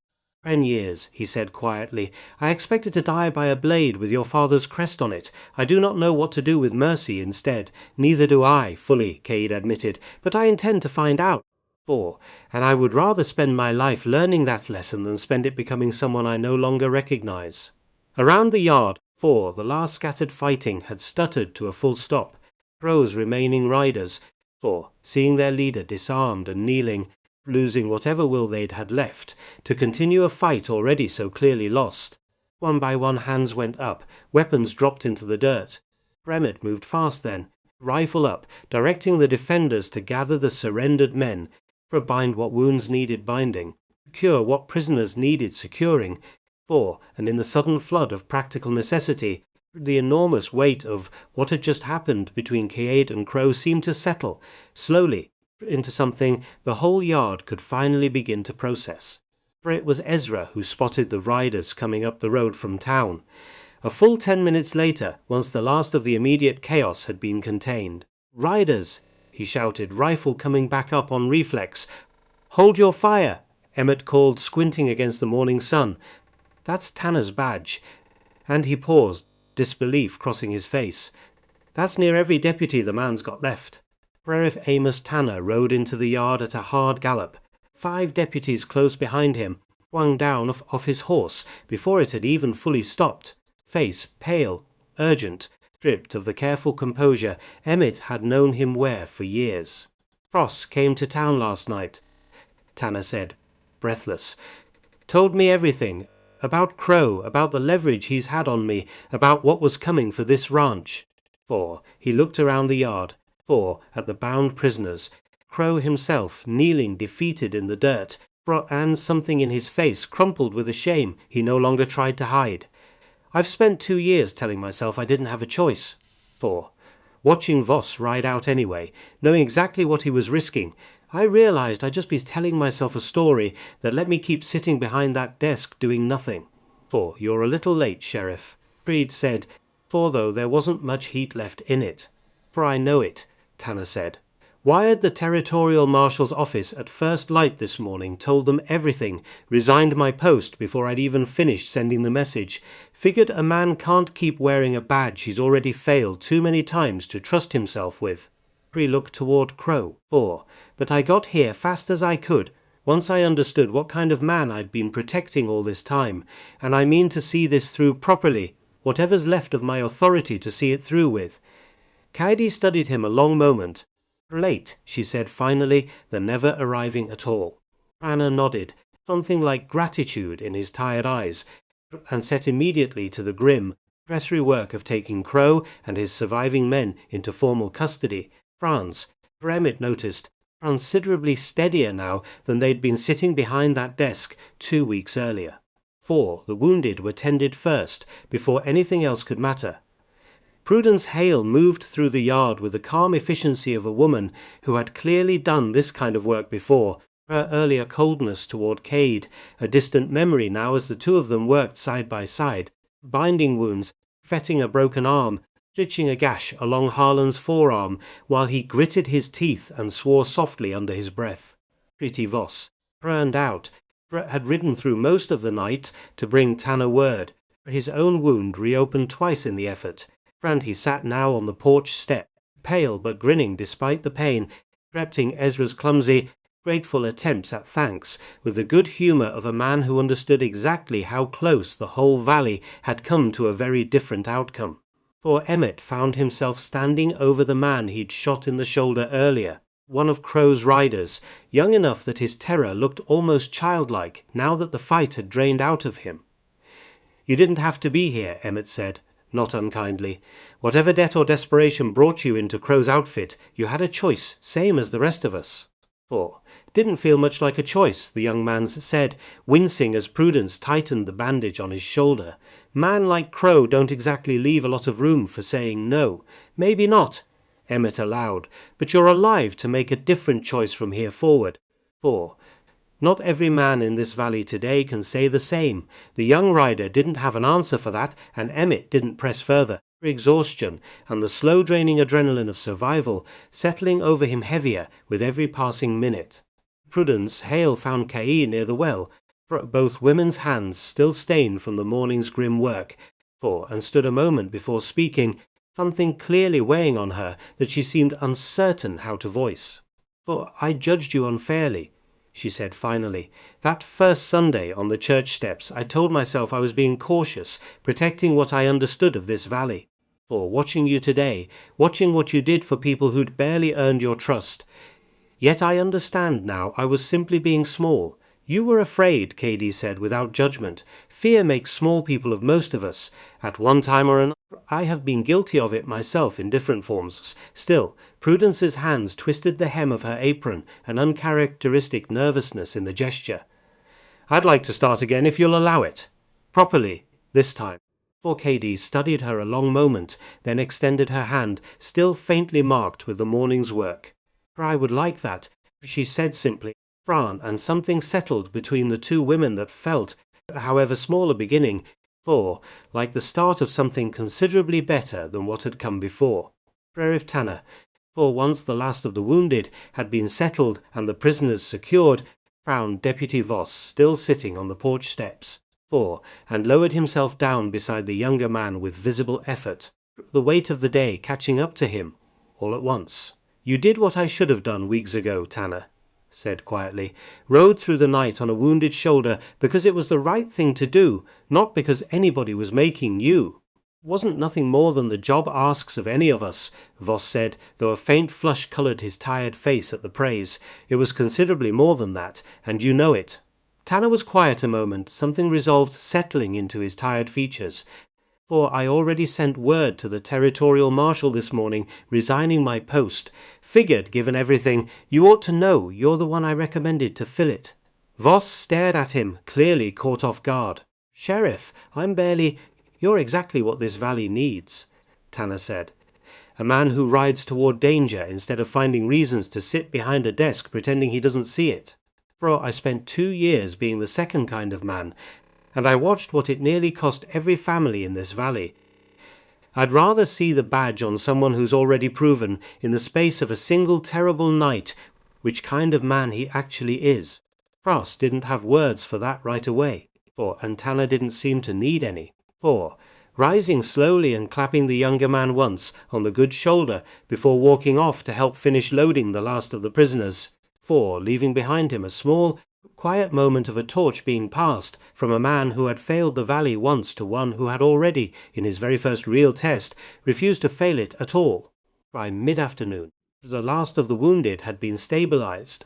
A raft of Crow's surrendered men bound and loaded onto wagons, bound for whatever holding cell Tanner's remaining deputies could improvise in town, and the yard, recently a battlefield, had begun the slow work of simply becoming a yard again. Crow himself rode in the last wagon, bound, his scarred face turned toward the ridge as they pulled away. And Cade watched him go from the porch steps with an expression Emmett couldn't fully read. Triumph, not quite peace either, something more complicated, settling slowly into place, the way a wound settles into a scar over time it hasn't yet had the chance to earn. "You did the right thing," Emmett said, coming to stand beside her. "I hope so," Cady said quietly. "For I will not fully know for some time yet, I think. Perhaps not ever completely. That sounds like something your father might have said." A small, tired smile touched her mouth. He would have said exactly that. And then he would have made me sit with the uncertainty instead of rushing to resolve it, because he believed some answers were only earned slowly, through years of living with the question, rather than through any single moment of clarity. Emmett took her hand, and they stood together on the porch a long while, watching the dust settle over a yard that had, hours before, held more violence than either of them had witnessed in their entire lives, and now held only the quiet aftermath of survival. Fragile, hard-won piece of a debt finally, if imperfectly answered, trial, when it came 3 weeks later, threw nearly the whole valley into Larkspur's small courthouse. More people crowded into the room than Emmett had ever seen, gathered in one place in all his years in the territory. Dutch Crow Ragey, though the court records would only ever know him by the name he'd worn for 4 years, sat in the defendant's chair with the particular stillness of a man who had already surrendered whatever fight remained in him. He did not contest the charges, did not offer excuses beyond the confession he'd already made in Emmett's own yard, which Sheriff Tanner had recorded in careful detail before the territorial marshal ever arrived to take formal custody. Bried was called to testify on the second day, and the courtroom went utterly silent as she took her seat. The whole valley, watching a woman most of them had known for less than 4 months, prepare to speak of a war fought on the other side of the world, 4 years before any of them had ever heard her name. She spoke plainly without embellishment, the same careful economy she brought to everything that mattered. She told the court of Aizu's final defense, 40 men who trusted their commander with their lives, of 3 who gave those lives so her father might carry word of a betrayal to whatever remained of a cause already lost. My father died, believing honor mattered more than survival, she said, her voice carrying clear to the back of the crowded room. I have spent considerable time since arriving in this country wondering whether he was right to believe that, even as it cost him everything he loved. For I do not know that I have a complete answer even now, but I know this. Whatever grief drove the defendant to his original betrayal, the choices he made afterward, the fear he built this valley upon, the families he terrorized for years to avoid facing what that first betrayal had cost him, those choices were his alone, forced upon him by imperial soldiers or a dying sister, chosen freely by a man who found it easier to become feared than to face what he had already become. The prosecutor, clearly moved by the testimony's quiet power, asked her one final question before releasing her from the stand. You had the opportunity to kill this man yourself in your own yard, with considerable justification for doing so. Why did you choose instead to bring him before this court? Cade considered the question a long moment, the whole room holding its breath for her answer. Because my father taught me that honor and vengeance, however similar they may appear from a distance, are not the same thing, she said. Vengeance ends with me. For honor, I have come to believe, for continues afterward, in the choices I make with whatever life remains to me once the debt is settled. For I did not wish to spend the rest of my life having become, in the moment of my greatest justification, exactly the kind of man who destroyed everything my father loved. For the courtroom remained silent a long moment after she stepped down, and Emmett, watching from the gallery, felt something swell in his chest that went beyond simple pride, something closer to awe, for at the woman he had somehow, through nothing more than a practical mail-order arrangement, 3 months earlier, been fortunate enough to marry. France, what surprised the courtroom and sent a fresh current of shock rippling through the gathered spectators, for was what emerged during the third day of testimony, when the territorial prosecutor pressed Crow on the financing behind his operation. $50 a month from every ranch you extorted, the prosecutor said, consulting a ledger recovered from Crow's own hideout. 12 armed men on permanent payroll, weapons, horses, provisions enough to sustain a small private army for the better part of 3 years. That kind of operation requires considerably more capital than protection fees alone could provide, Mr. Crow. For where did the rest come from? Crow was quiet a long moment, for glancing once toward the courtroom's back row, where a well-dressed man in a fine grey suit sat watching the proceedings with a carefully composed face that nonetheless betrayed, through anyone looking closely, thin sheen of nervous sweat. Ask Julius Merrick, Crow said finally, nodding toward the man in grey, territorial land agent for the Colorado and Western Railroad. He's the one been financing this whole operation from the start, near 3 years now. The courtroom erupted into startled murmurs, and Merrick's composed face went abruptly, unmistakably pale. That's a serious accusation, the judge said, gavelling the room back to order. Mr. Crow, you understand you're already facing significant charges of your own. Fabricating testimony against a prominent territorial official won't improve your circumstances. Ain't fabricating nothing, Crow said, something almost like relief in his voice now. The particular relief of a man finally setting down a weight he'd carried too long alone. Railroad wants this valley's land cheap for the line they're planning to run through it in a few years' time. Merrick figured the fastest way to get ranchers desperate enough to sell was to make life here miserable enough they'd take whatever price he offered just to escape it. Paid me handsome to make sure of it. Merrick was on his feet now, sputtering denials, but the prosecutor was already moving. And by the end of that same afternoon, search of Crow's recovered ledgers, cross-referenced against the railroad's own financial records, subpoenaed that same week, confirmed every word. Julius Merrick had spent 3 years quietly financing terror across an entire valley, all in service of driving down land prices before the railroad's eventual expansion, and Dutch Crow, whatever his own considerable sins, had simply been the willing, well-funded instrument of a corruption that ran considerably higher and considerably deeper than any single outlaw ever could have managed alone. Merrick was arrested before the courthouse even emptied that evening, career and reputation collapsing in the span of a single afternoon.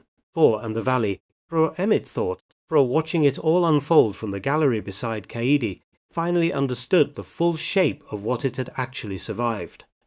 Not simply one violent man's years-long unravelling, but a corruption that had been quietly, patiently profiting from an entire community's fear hidden behind a railroad's respectable letterhead and a well-tailored grey suit.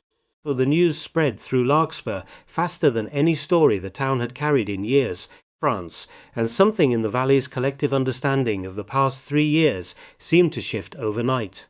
Ranchers who had quietly paid Crow's fees, ashamed of their own fear, found themselves instead the subject of considerable sympathy once the full scope of Merrick's engineered terror became clear. The railroad company, eager to distance itself from scandal, issued a hasty public statement disavowing Merrick's actions entirely and quietly abandoned, at least for the foreseeable future, plans to force the valley's land prices down through anything but honest negotiation. Standing in his store the following morning, surrounded by customers eager to discuss the news, found himself saying something that would echo through the valley for months afterward. Mara Calloway tried to warn every last one of us, he said, to a store crowded tighter than it had been in years, organizing us against Crow's fees before any of us understood what was really driving it. We should have listened to her 3 years back instead of burying the idea along with her. 4.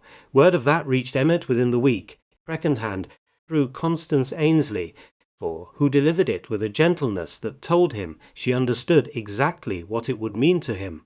She wasn't wrong, Emmett said when Constance told him. She was just 3 years too early for a valley that wasn't ready yet to believe her. 3 years too early, Constance agreed, and considerably braver than most folks in this valley managed to be, Francil included, until this past summer finally gave us all cause to catch up to her. For Emmett carried that thought home with him, turned it over slowly in the days that followed, frowned, somewhat to his own surprise, for that it settled something in him that had never fully settled before. Grief for what he'd lost, something closer to pride, finally given room to exist alongside it, for a woman who had seen a danger clearly enough to organize against it, for years before the rest of the valley found the courage to follow her lead. Crow was sentenced to territorial prison, fate that satisfied no one entirely and seemed, in its own strange way, for more fitting than either death or freedom might have. For Keddy watched the sentence handed down with an expression of quiet, for unresolved complexity that Emmett suspected she would carry for a long while yet, for a debt finally closed on paper, even as its deeper reckoning continued somewhere private, tried her, for years still to come. For one figure lingered near the courthouse steps. After the crowd had mostly dispersed, hat in his hands, clearly uncertain whether he had any right to approach at all, Curtis Vane testified 2 days earlier, for at Tanner's insistence, confirming under oath everything he'd whispered to Emmett and Caid, outside the livery, weeks before the timeline of Crow's planned early attack, preparation and debt that had driven so many of Crow's riders into his service in the first place. 4. His testimony had done more than almost anything else to establish the pattern of coercion running through Crow's entire operation, and the prosecutor had made a point, in his closing arguments, of noting the particular courage it took for a man to testify against the very outfit that could have killed him for it. Didn't figure I'd see you again, Emmett said, crossing toward him. Wasn't sure I had the right to be seen, Vane admitted, turning his hat over slow in his hands. Figured you might rather. I stayed clear of you both, given everything. Cady studied him a long moment.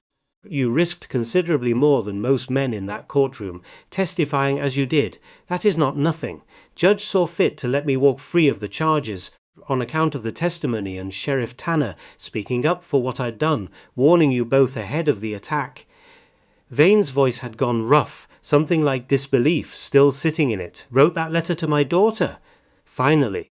The one I told you about, that night outside the livery, told her everything, including the parts that shame me worst. Got a reply back just this week? And, Cade asked, something gentler in her tone now. She wants to visit, Crane said. For a moment his composure cracked entirely, something raw and grateful breaking through. First time in 3 years she's said she wants anything to do with me at all. Reckon. I owe you both a debt. I don't rightly know how to repay for that. You do not owe us anything further, Cady said, for you already paid whatever debt you carried the night you risked your own safety to warn us. What you do with the rest of your life from here is entirely your own to build. Crane nodded, throat working, and after a moment offered his hand to Emmett, who took it without hesitation. Figure I'll try building something honest, Vane said. Bit late in life to start over, maybe, but better late, I reckon, than never trying at all. He walked off into the afternoon light, shoulders straighter than Emmett had ever seen them, and K.D. watched him go with something quietly satisfied settling into her expression. Another debt closed, she said softly, differently than mine, but closed all the same. For they rode home from the courthouse in the long gold light of late afternoon, the wagon quiet between them, for both of them carrying the particular exhaustion that comes not from a single day's effort, but from the slow, cumulative weight of everything that had led to it. Rover, Emmett said finally, for though the words felt strange in his mouth, too small for everything they were meant to hold. Some of it, Cady said. The part that could be settled in a courtroom at least. She looked out over the passing fence lines, the same ones she'd studied so intently on that first ride from the station, weeks that felt now like an entire lifetime ago. The rest, I think, settles more slowly, over years rather than afternoons. I meant what I said in the yard. For Emmett kept his eyes on the road, though what he was about to say deserved, probably, to be said looking at her directly. For he glanced over anyway, found her watching him already. For, whatever this becomes between us, I want to find out, properly. Not because I need help running a ranch, and not because you need a place to survive while you settle old debts. For, because I don't want to imagine my life without you in it any more, and I've stopped pretending otherwise. Kaede was quiet a long moment, and Emmett felt his heart hammering in a way that had nothing to do with the battle 3 weeks past. For I did not come to this country looking for love, she said finally. I came looking for a debt, and a place wide enough to search for it. For I did not imagine, when I stepped off that train, that I would find something I valued considerably more than the answer I thought I was seeking. Is that a yes? Emmett asked, or are you making me work harder for it? The corner of her mouth curved, something warm and unguarded breaking through the exhaustion. For it is a yes, Emmett Calloway. Though I reserve the right to continue making you work for most things, I find it suits you. For he laughed, real and full. First easy laugh he could remember since long before the fire. And reached over to take her hand the rest of the way home. 3 days later, for Emmett rode into town alone before dawn, telling neither Ezra nor Kaede where he was headed, and walked straight into the Territorial Land Registry office the moment it opened its doors. Clerk, a thin man named Aldous, who'd handled the county's paperwork for longer than Emmett had been alive, looked up from his ledger with the particular patience of a man who'd seen every kind of request the territory had to offer. Calloway, what can I do for you this morning? I want to record a change to my property deeds. What sort of change? Half ownership, Emmett said. Transferred to Kaede Hoshino. Legal and recorded. Same standing as my own name on the paper. Aldous looked up slowly, the way a man looks up when he wants to be certain. He's heard something correctly. The young lady from the ranch. The one folks have been talking about since that business with Crow. That's her. Aldous studied him a moment longer, and simply nodded and reached for his pen. For no further questions offered, for no judgment, weighing down the careful strokes of ink that followed. For Emmett watched the clerk's steady hand record the change, watched Kaede's name settle into the county's permanent record for the first time since she'd stepped off that train nearly 2 months before, and felt something settle in his own chest alongside it. For he rode home with the paper folded in his breast pocket, saying nothing to anyone about where he'd been, France, and when he finally set it on the kitchen table in front of her that evening, he did it without preamble. Same simple, wordless gesture that had felt, weeks earlier in his imagination, like it might carry more weight than any speech he could manage. He read it once, then read it again, slower, finger tracing the line where her name sat recorded beside his own, official and permanent in a way nothing in her life had felt since before her father's world came apart. Hoshino read aloud quiet, believing, recorded on American soil. In your own hand, half the ranch, Emmett said. Not because I'm marrying you next month and figured it'd simplify things, because you earned it 3 times over before we ever spoke a word about marriage. You held this place together when Crow's men came for it. You held me together, if I'm honest, long before that.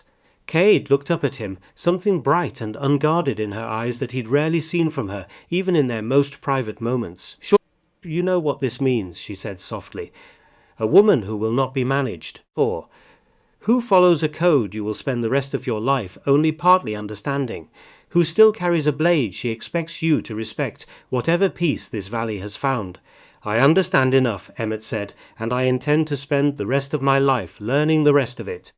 She folded the deed carefully along its original crease, and set it down on the table between them, and Emmett understood, watching her do it, that this was her version of a vow, spoken without a single additional word required. The wedding, when it finally came in early autumn, small and unhurried, held in the same clapboard church where Kaede had once endured Prudence Hale's careful, condescending questions on the front steps. Prudence herself sat in the second pew that day, no trace of her earlier coldness remaining, having spent the intervening weeks working alongside Kaede at more gatherings and barn raisings than either woman would likely have predicted possible back in June. 4. Reverend Whitlock officiated with the same plain-spoken warmth he'd brought to that desperate final blessing 3 weeks before the battle, for though his words this time carried none of that earlier urgency, but only a quiet joy that seemed to spread through the whole small gathering. Fra stood beside Emmett as his best man, having grown, in the space of a single eventful summer, from a nervous 19-year-old cracking jokes on a train platform into something that looked, standing there in his best borrowed coat, remarkably close to a young man Emmett was proud to call family in every sense that mattered. Constance Ainsley sat near the front, Fra dabbing at her eyes with a handkerchief throughout most of the ceremony, and afterward pulled Cade aside to tell her, one final time, how proud Emiko Whitcomb would have been to see the young woman she'd once taught standing here now, for building an entirely new life out of the ashes of an old one, from the far side of an ocean neither of them had ever expected her to cross. Pruitt gave away half his store's inventory of ribbon and lace for the occasion, refusing payment with a stubbornness that surprised no one who'd watched him change, slowly and genuinely over the course of that long, difficult summer. 4. And Sheriff Tanner no longer sheriff, having resigned his post the very morning of the battle, but present nonetheless, standing quietly near the back of the church, watched the ceremony with an expression that held both genuine happiness and a lingering, unresolved shame he was still, for Emmett suspected, working his way slowly through, one honest day at a time. 4. He'd taken work as a hand on the Fenwick Ranch since resigning. 4. Rebuilding something like an honest life from the ground up. 4. And though the badge was gone, something steadier had begun to replace it. For Emmett stood at the front of that small church, watching Kaede walk toward him in a dress that blended, unmistakably and beautifully, for elements of both the worlds that had shaped her pale American lace at the collar, for a subtle embroidered pattern along the hem, that Constance later confirmed was traditional Japanese work, stitched by Kaede's own hand over the preceding weeks, and felt something in his chest, ease loose that had been clenched tight since the night of the fire. 3 long years and one impossible, transformative summer ago. For I take you, he said, for when the moment came, for his voice steadier than he'd expected it to be, to replace what I lost. 4. But to build something neither of us could have built alone. Kaede's eyes glistened, and when she spoke her vow in turn, for her voice carried both the careful precision she brought to everything, and something warmer underneath it that hadn't been there quite so openly on that first day at the train station. I take you, she said, understanding now that carrying a blade and carrying love were never meant to be separate burdens. My father taught me this summer how to hold both at once. 4. They kissed to the sound of the small congregation's applause, fried. 4. As they emerged into the crisp autumn afternoon, for the whole valley seemed to have turned out to celebrate, wagons and riders lining the road back toward the ranch, for more genuine warmth gathered in one place than Larkspur had likely seen in all its short, hard history. 4. The celebration that followed, for back at the ranch, spread across the whole yard in a way that would have seemed impossible to imagine a year earlier, when that same ground had held nothing but silence and grief, and a man who ate alone most evenings without bothering to light a second lamp. Wrong tables, for borrowed from half the valley's households, stretched across the grass, groaning under more food than Emmett had seen, gathered in one place since before the fire. For Otis had closed his store for the entire day, personally overseeing a wagon load of provisions he'd insisted on providing at cost, and Constance Ainsley had organized what felt like half the valley's women into a cooking effort that had been underway since well before dawn. For Harlan's harmonica made another appearance, joined this time by a fiddle player from the Fenwick spread. Fran, as the afternoon wore into evening, for the music drew even the most reluctant dancers out onto a patch of flattened grass that served, for one golden evening, fine a dance floor as any proper ballroom might have offered. For Emmett danced with Cade first, clumsy and unpracticed, for both of them laughing more than actually managing the steps correctly, France, and then 4 one by one, with nearly every woman in the valley who'd once eyed his new bride with suspicion and had since, over one long transformative summer, come to understand exactly what kind of courage she carried. Ezra gave a toast partway through the evening, standing on an overturned crate with a cup raised high, and his voice only cracking slightly with emotion. 2 years back, before Emmett Calloway took in a boy nobody else much wanted around, he said, the gathered crowd quieting to listen.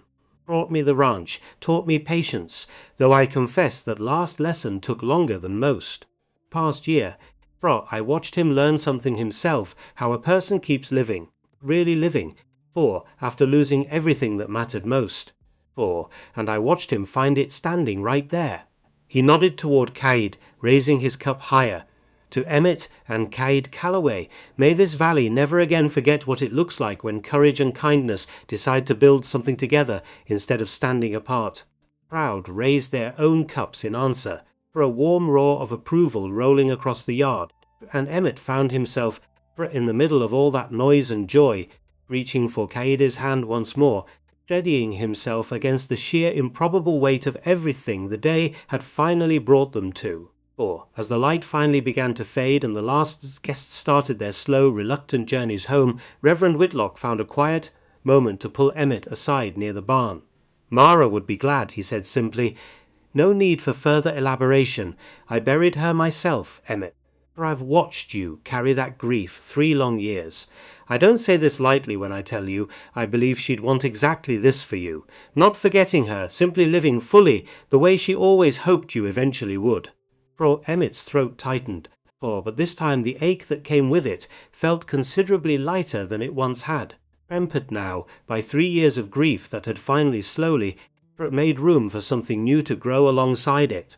That evening, once the celebration had wound down, and the last of the wagons had rattled off toward town under a sky gone deep violet with the coming night, Emmett carried the lacquered case up from the small room off the kitchen, Cady's room once, before it had become simply theirs, and set it on the mantel above the fireplace in the main room, the way he'd been quietly planning to do for weeks.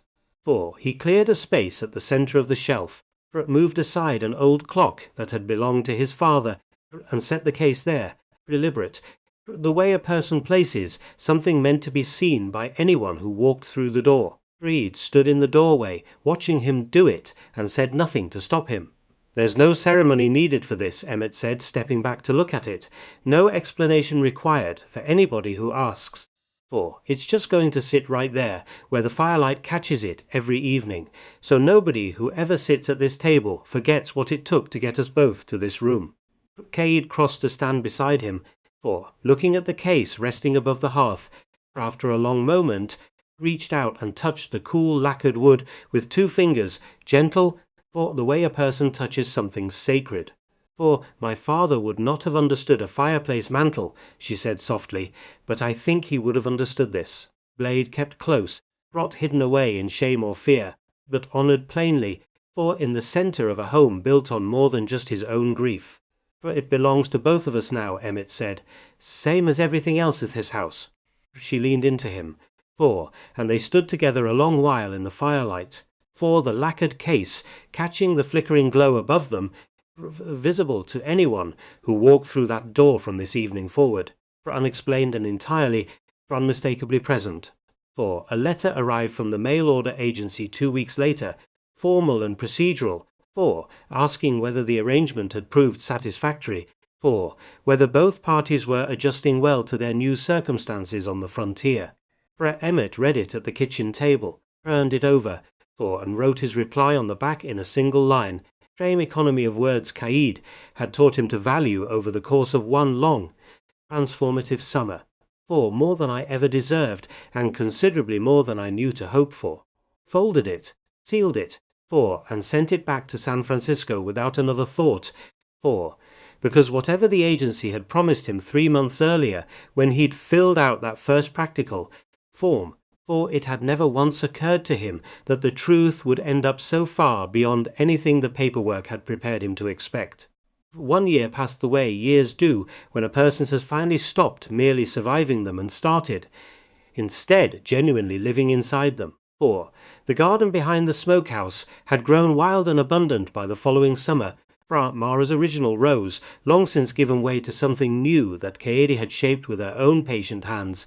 Wild flowers mixed now among the vegetables in patterns that made little practical sense and considerable emotional sense, for a garden built by two women who had never met, or each leaving her own mark on ground that had somehow made room for both of them. For Ezra had taken on more responsibility than his 20 years might have suggested he was ready for, running the western pasture nearly independent now, France, and had begun, for that spring, France, a careful, for an awkward courtship with the Ainsley boy's older sister that had the whole valley quietly placing friendly bets on how long it would take him to work up the nerve to propose. Pruitt's store had become, somewhat to his own bemusement, something of a gathering place for the valley's growing community of newcomers, drawn by word of a territory where courage had been proven to matter more than the shape of a person's eyes or the sound of their accent. And he'd taken to keeping a small shelf stocked with goods more common to San Francisco's harbor markets than the Colorado plains, in case. Amos Tanner had rebuilt something quieter and more honest for himself on the Fenwick Ranch. And though he never spoke much of his years wearing a badge he'd ultimately failed to live up to, for there was a steadiness to him now that Emmett suspected had been earned the hard way, through humility rather than authority. Sheriff duties, as it happened, passed to none other than Deputy Jesse Voss, whose willingness to ride through the night rather than sit quietly compromised had not gone unnoticed by a valley that had learned, for that terrible and transformative summer, exactly how much difference one person's stubborn courage could make. Frowned been Kaede in the garden on a warm afternoon in early June, exactly 1 year, but nearly to the day, since she'd first stepped off that train onto the bleached white boards of Larkspur Station, and stood a moment in the gate just watching her work. In quiet, deliberate focus she brought to everything, her hands moving through the soil with the same precision she'd once brought to a blade. "You're staring," she said without looking up. "I'm allowed to stare at my own wife." "You are allowed," she agreed, fitting back on her heels, brushing dirt from her palms, "though I notice you rarely announce it so plainly unless you have something else on your mind." Emmett crossed to sit beside her in the warm grass, a ranch house standing solid behind them, frog smoke curling from a chimney that had been, 1 year ago, cold and unlit for 3 long grieving years. "For I was thinking about the platform," he said. "That first day. I stood there so certain I'd made some kind of practical, sensible arrangement, ordered help, same as I might have ordered a new saddle." He shook his head slowly, something warm and disbelieving in his voice. "Even now, a full year later, never once imagined I was about to meet the person who'd teach me how to actually live again." Cade studied him a long moment, something soft moving behind her eyes. "For I stood on that same platform," she said, "certain I had come to this country for nothing but a debt and a description of a scar. I did not imagine either that I would find a home instead, a real one, not simply a place to survive while I settled old grief." "For any regrets?" Emmett asked. "About any of it. The debt. The choice you made in that yard. Letting him live instead of taking the ending you'd spent 4 years imagining." Kaede considered the question with the same unhurried care she brought to everything that mattered. "Prom nights," she admitted. "The old anger does not simply disappear because a choice was made honourably. Visits still, times, for particularly on the anniversary of my father's death, and I do not imagine it will ever fully leave me." She looked out over the garden, the fence line, the ridge to the south that no longer held quite the same threat it once had. "But I do not regret the choice itself. For I think, had I killed him in that yard, some part of me would have spent the rest of my life uncertain whether I had honoured my father's memory, or simply proven the world's cruelty had finally succeeded in reshaping me into something crueler still. And now I know," she said simply, "for I chose mercy, imperfect and complicated as it was, and I have built an entire year of genuine happiness on the far side of that choice. I do not think vengeance would have offered me the same."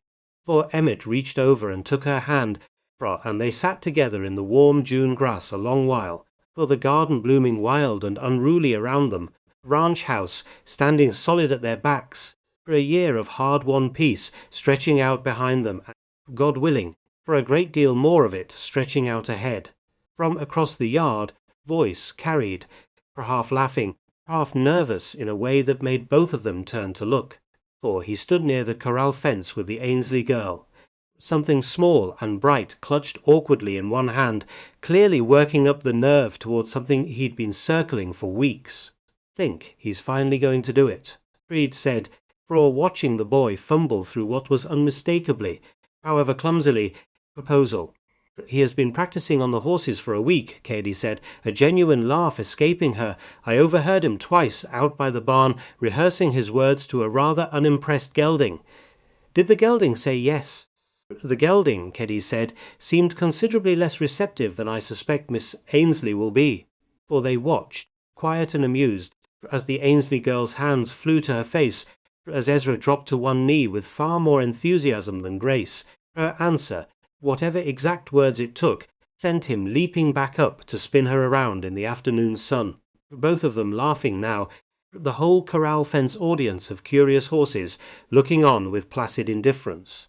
Come a long way, Cady said softly, from a boy joking nervously on a train platform about mail-order brides.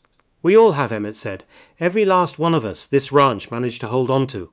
Inside the house, for on the bed in what had once been Mara's sewing room and was now simply a guest room, all kept ready for whichever of their growing circle of friends needed a place to rest. Finished quilt lay folded neat across the foot of the frame. Pattern closed at last, after 3 years of waiting and one determined summer of finishing what grief alone had never managed to complete. For Emmett had thought, more than once over the past year, about what Mara might say, freeing all of it now. The garden grown wild and new, a wife recorded on his deed who'd once stepped off a train as a stranger and become over one impossible season the truest partner he'd ever known. For a quilt finished, not despite her absence, but somehow because of the space her memory had made room for.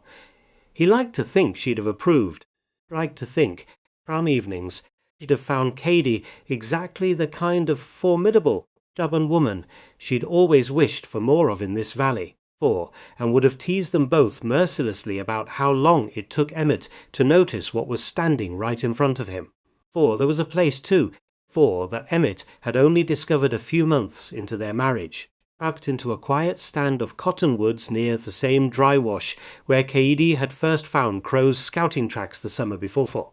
Small flat stone, half buried, worn smooth by weather, with characters carved into its face that Emmett couldn't read but understood. The first time he found it, for well enough not to disturb, for he'd asked her about it that evening, careful, the way he'd learned to be careful with the parts of her that ran deepest. My father's name, she told him, and the names of the 3 men who died, giving him the chance to escape that final night. I carved it myself, the week after the trial ended. I did not want a place in Japan I would likely never see again said to be the only ground that remembered them.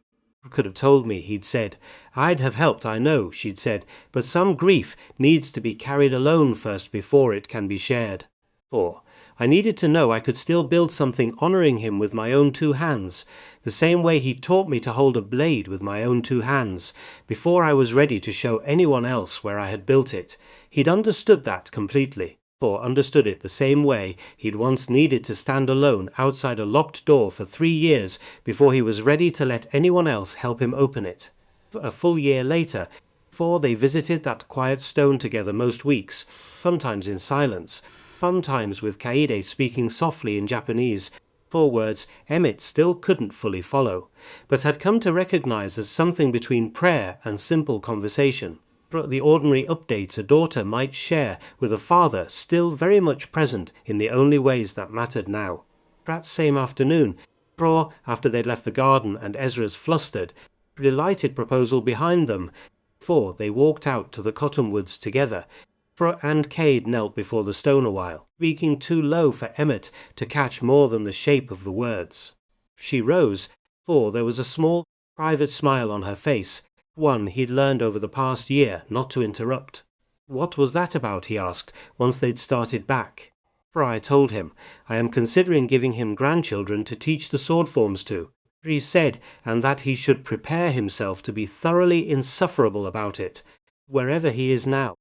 Emmett laughed, warm and easy, France, and took her hand as they walked back toward the house together, the cottonwoods rustling soft behind them, for a debt honoured now, not through vengeance but through the quiet, for ongoing work of building a life worthy of the sacrifice that had made it possible. That evening, as the sun went down long and gold over the ridge, they walked out to the fence line together, same stretch where Sheriff Tanner had once warned them.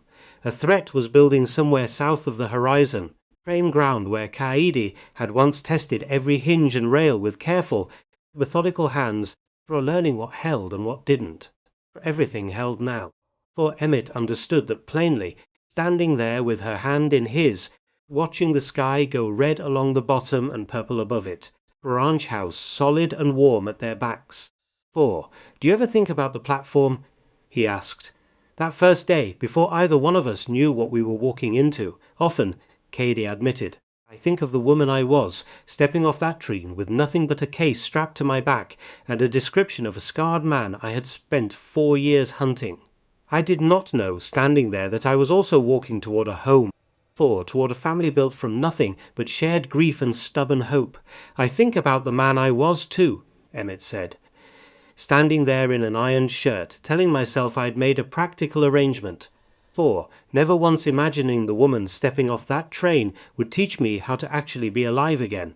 Kaede leaned her head against his shoulder, the way she had that very first night on the porch, when the silence between them had first begun to feel like something other than a wall. For I am glad, she said softly, that neither one of us knew, that day, exactly what we were walking toward. For I do not think either of us would have believed it possible. No, Emmett agreed, but I'm awfully glad we found out anyway.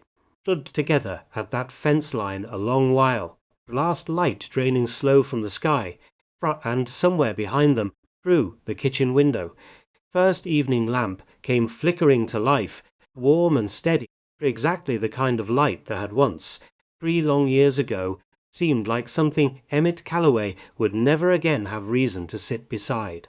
No, it simply meant home. Nothing more complicated than that, and nothing less. Somewhere past the barn, a horse called out, and another answered, ordinary sounds from an ordinary afternoon on an ordinary ranch that had, one violent, transformative summer ago, very nearly burned to the ground a second time. It hadn't. Inside the house, above the hearth, where the evening fire would soon be lit, a lacquered case rested where anyone who walked through the door could see it, unexplained and entirely present, a quiet reminder that the hardest debts a person carries are rarely settled by the sword alone. Crimes, Emmett had come to understand, they are settled by choosing, again and again, on ordinary days as much as extraordinary ones, to build something worth protecting instead of something merely worth avenging. Sometimes, a person is fortunate enough, they are settled by finding, on a dusty train platform 3,000 miles from everything familiar, exactly the kind of courage that teaches a grieving man how to live again.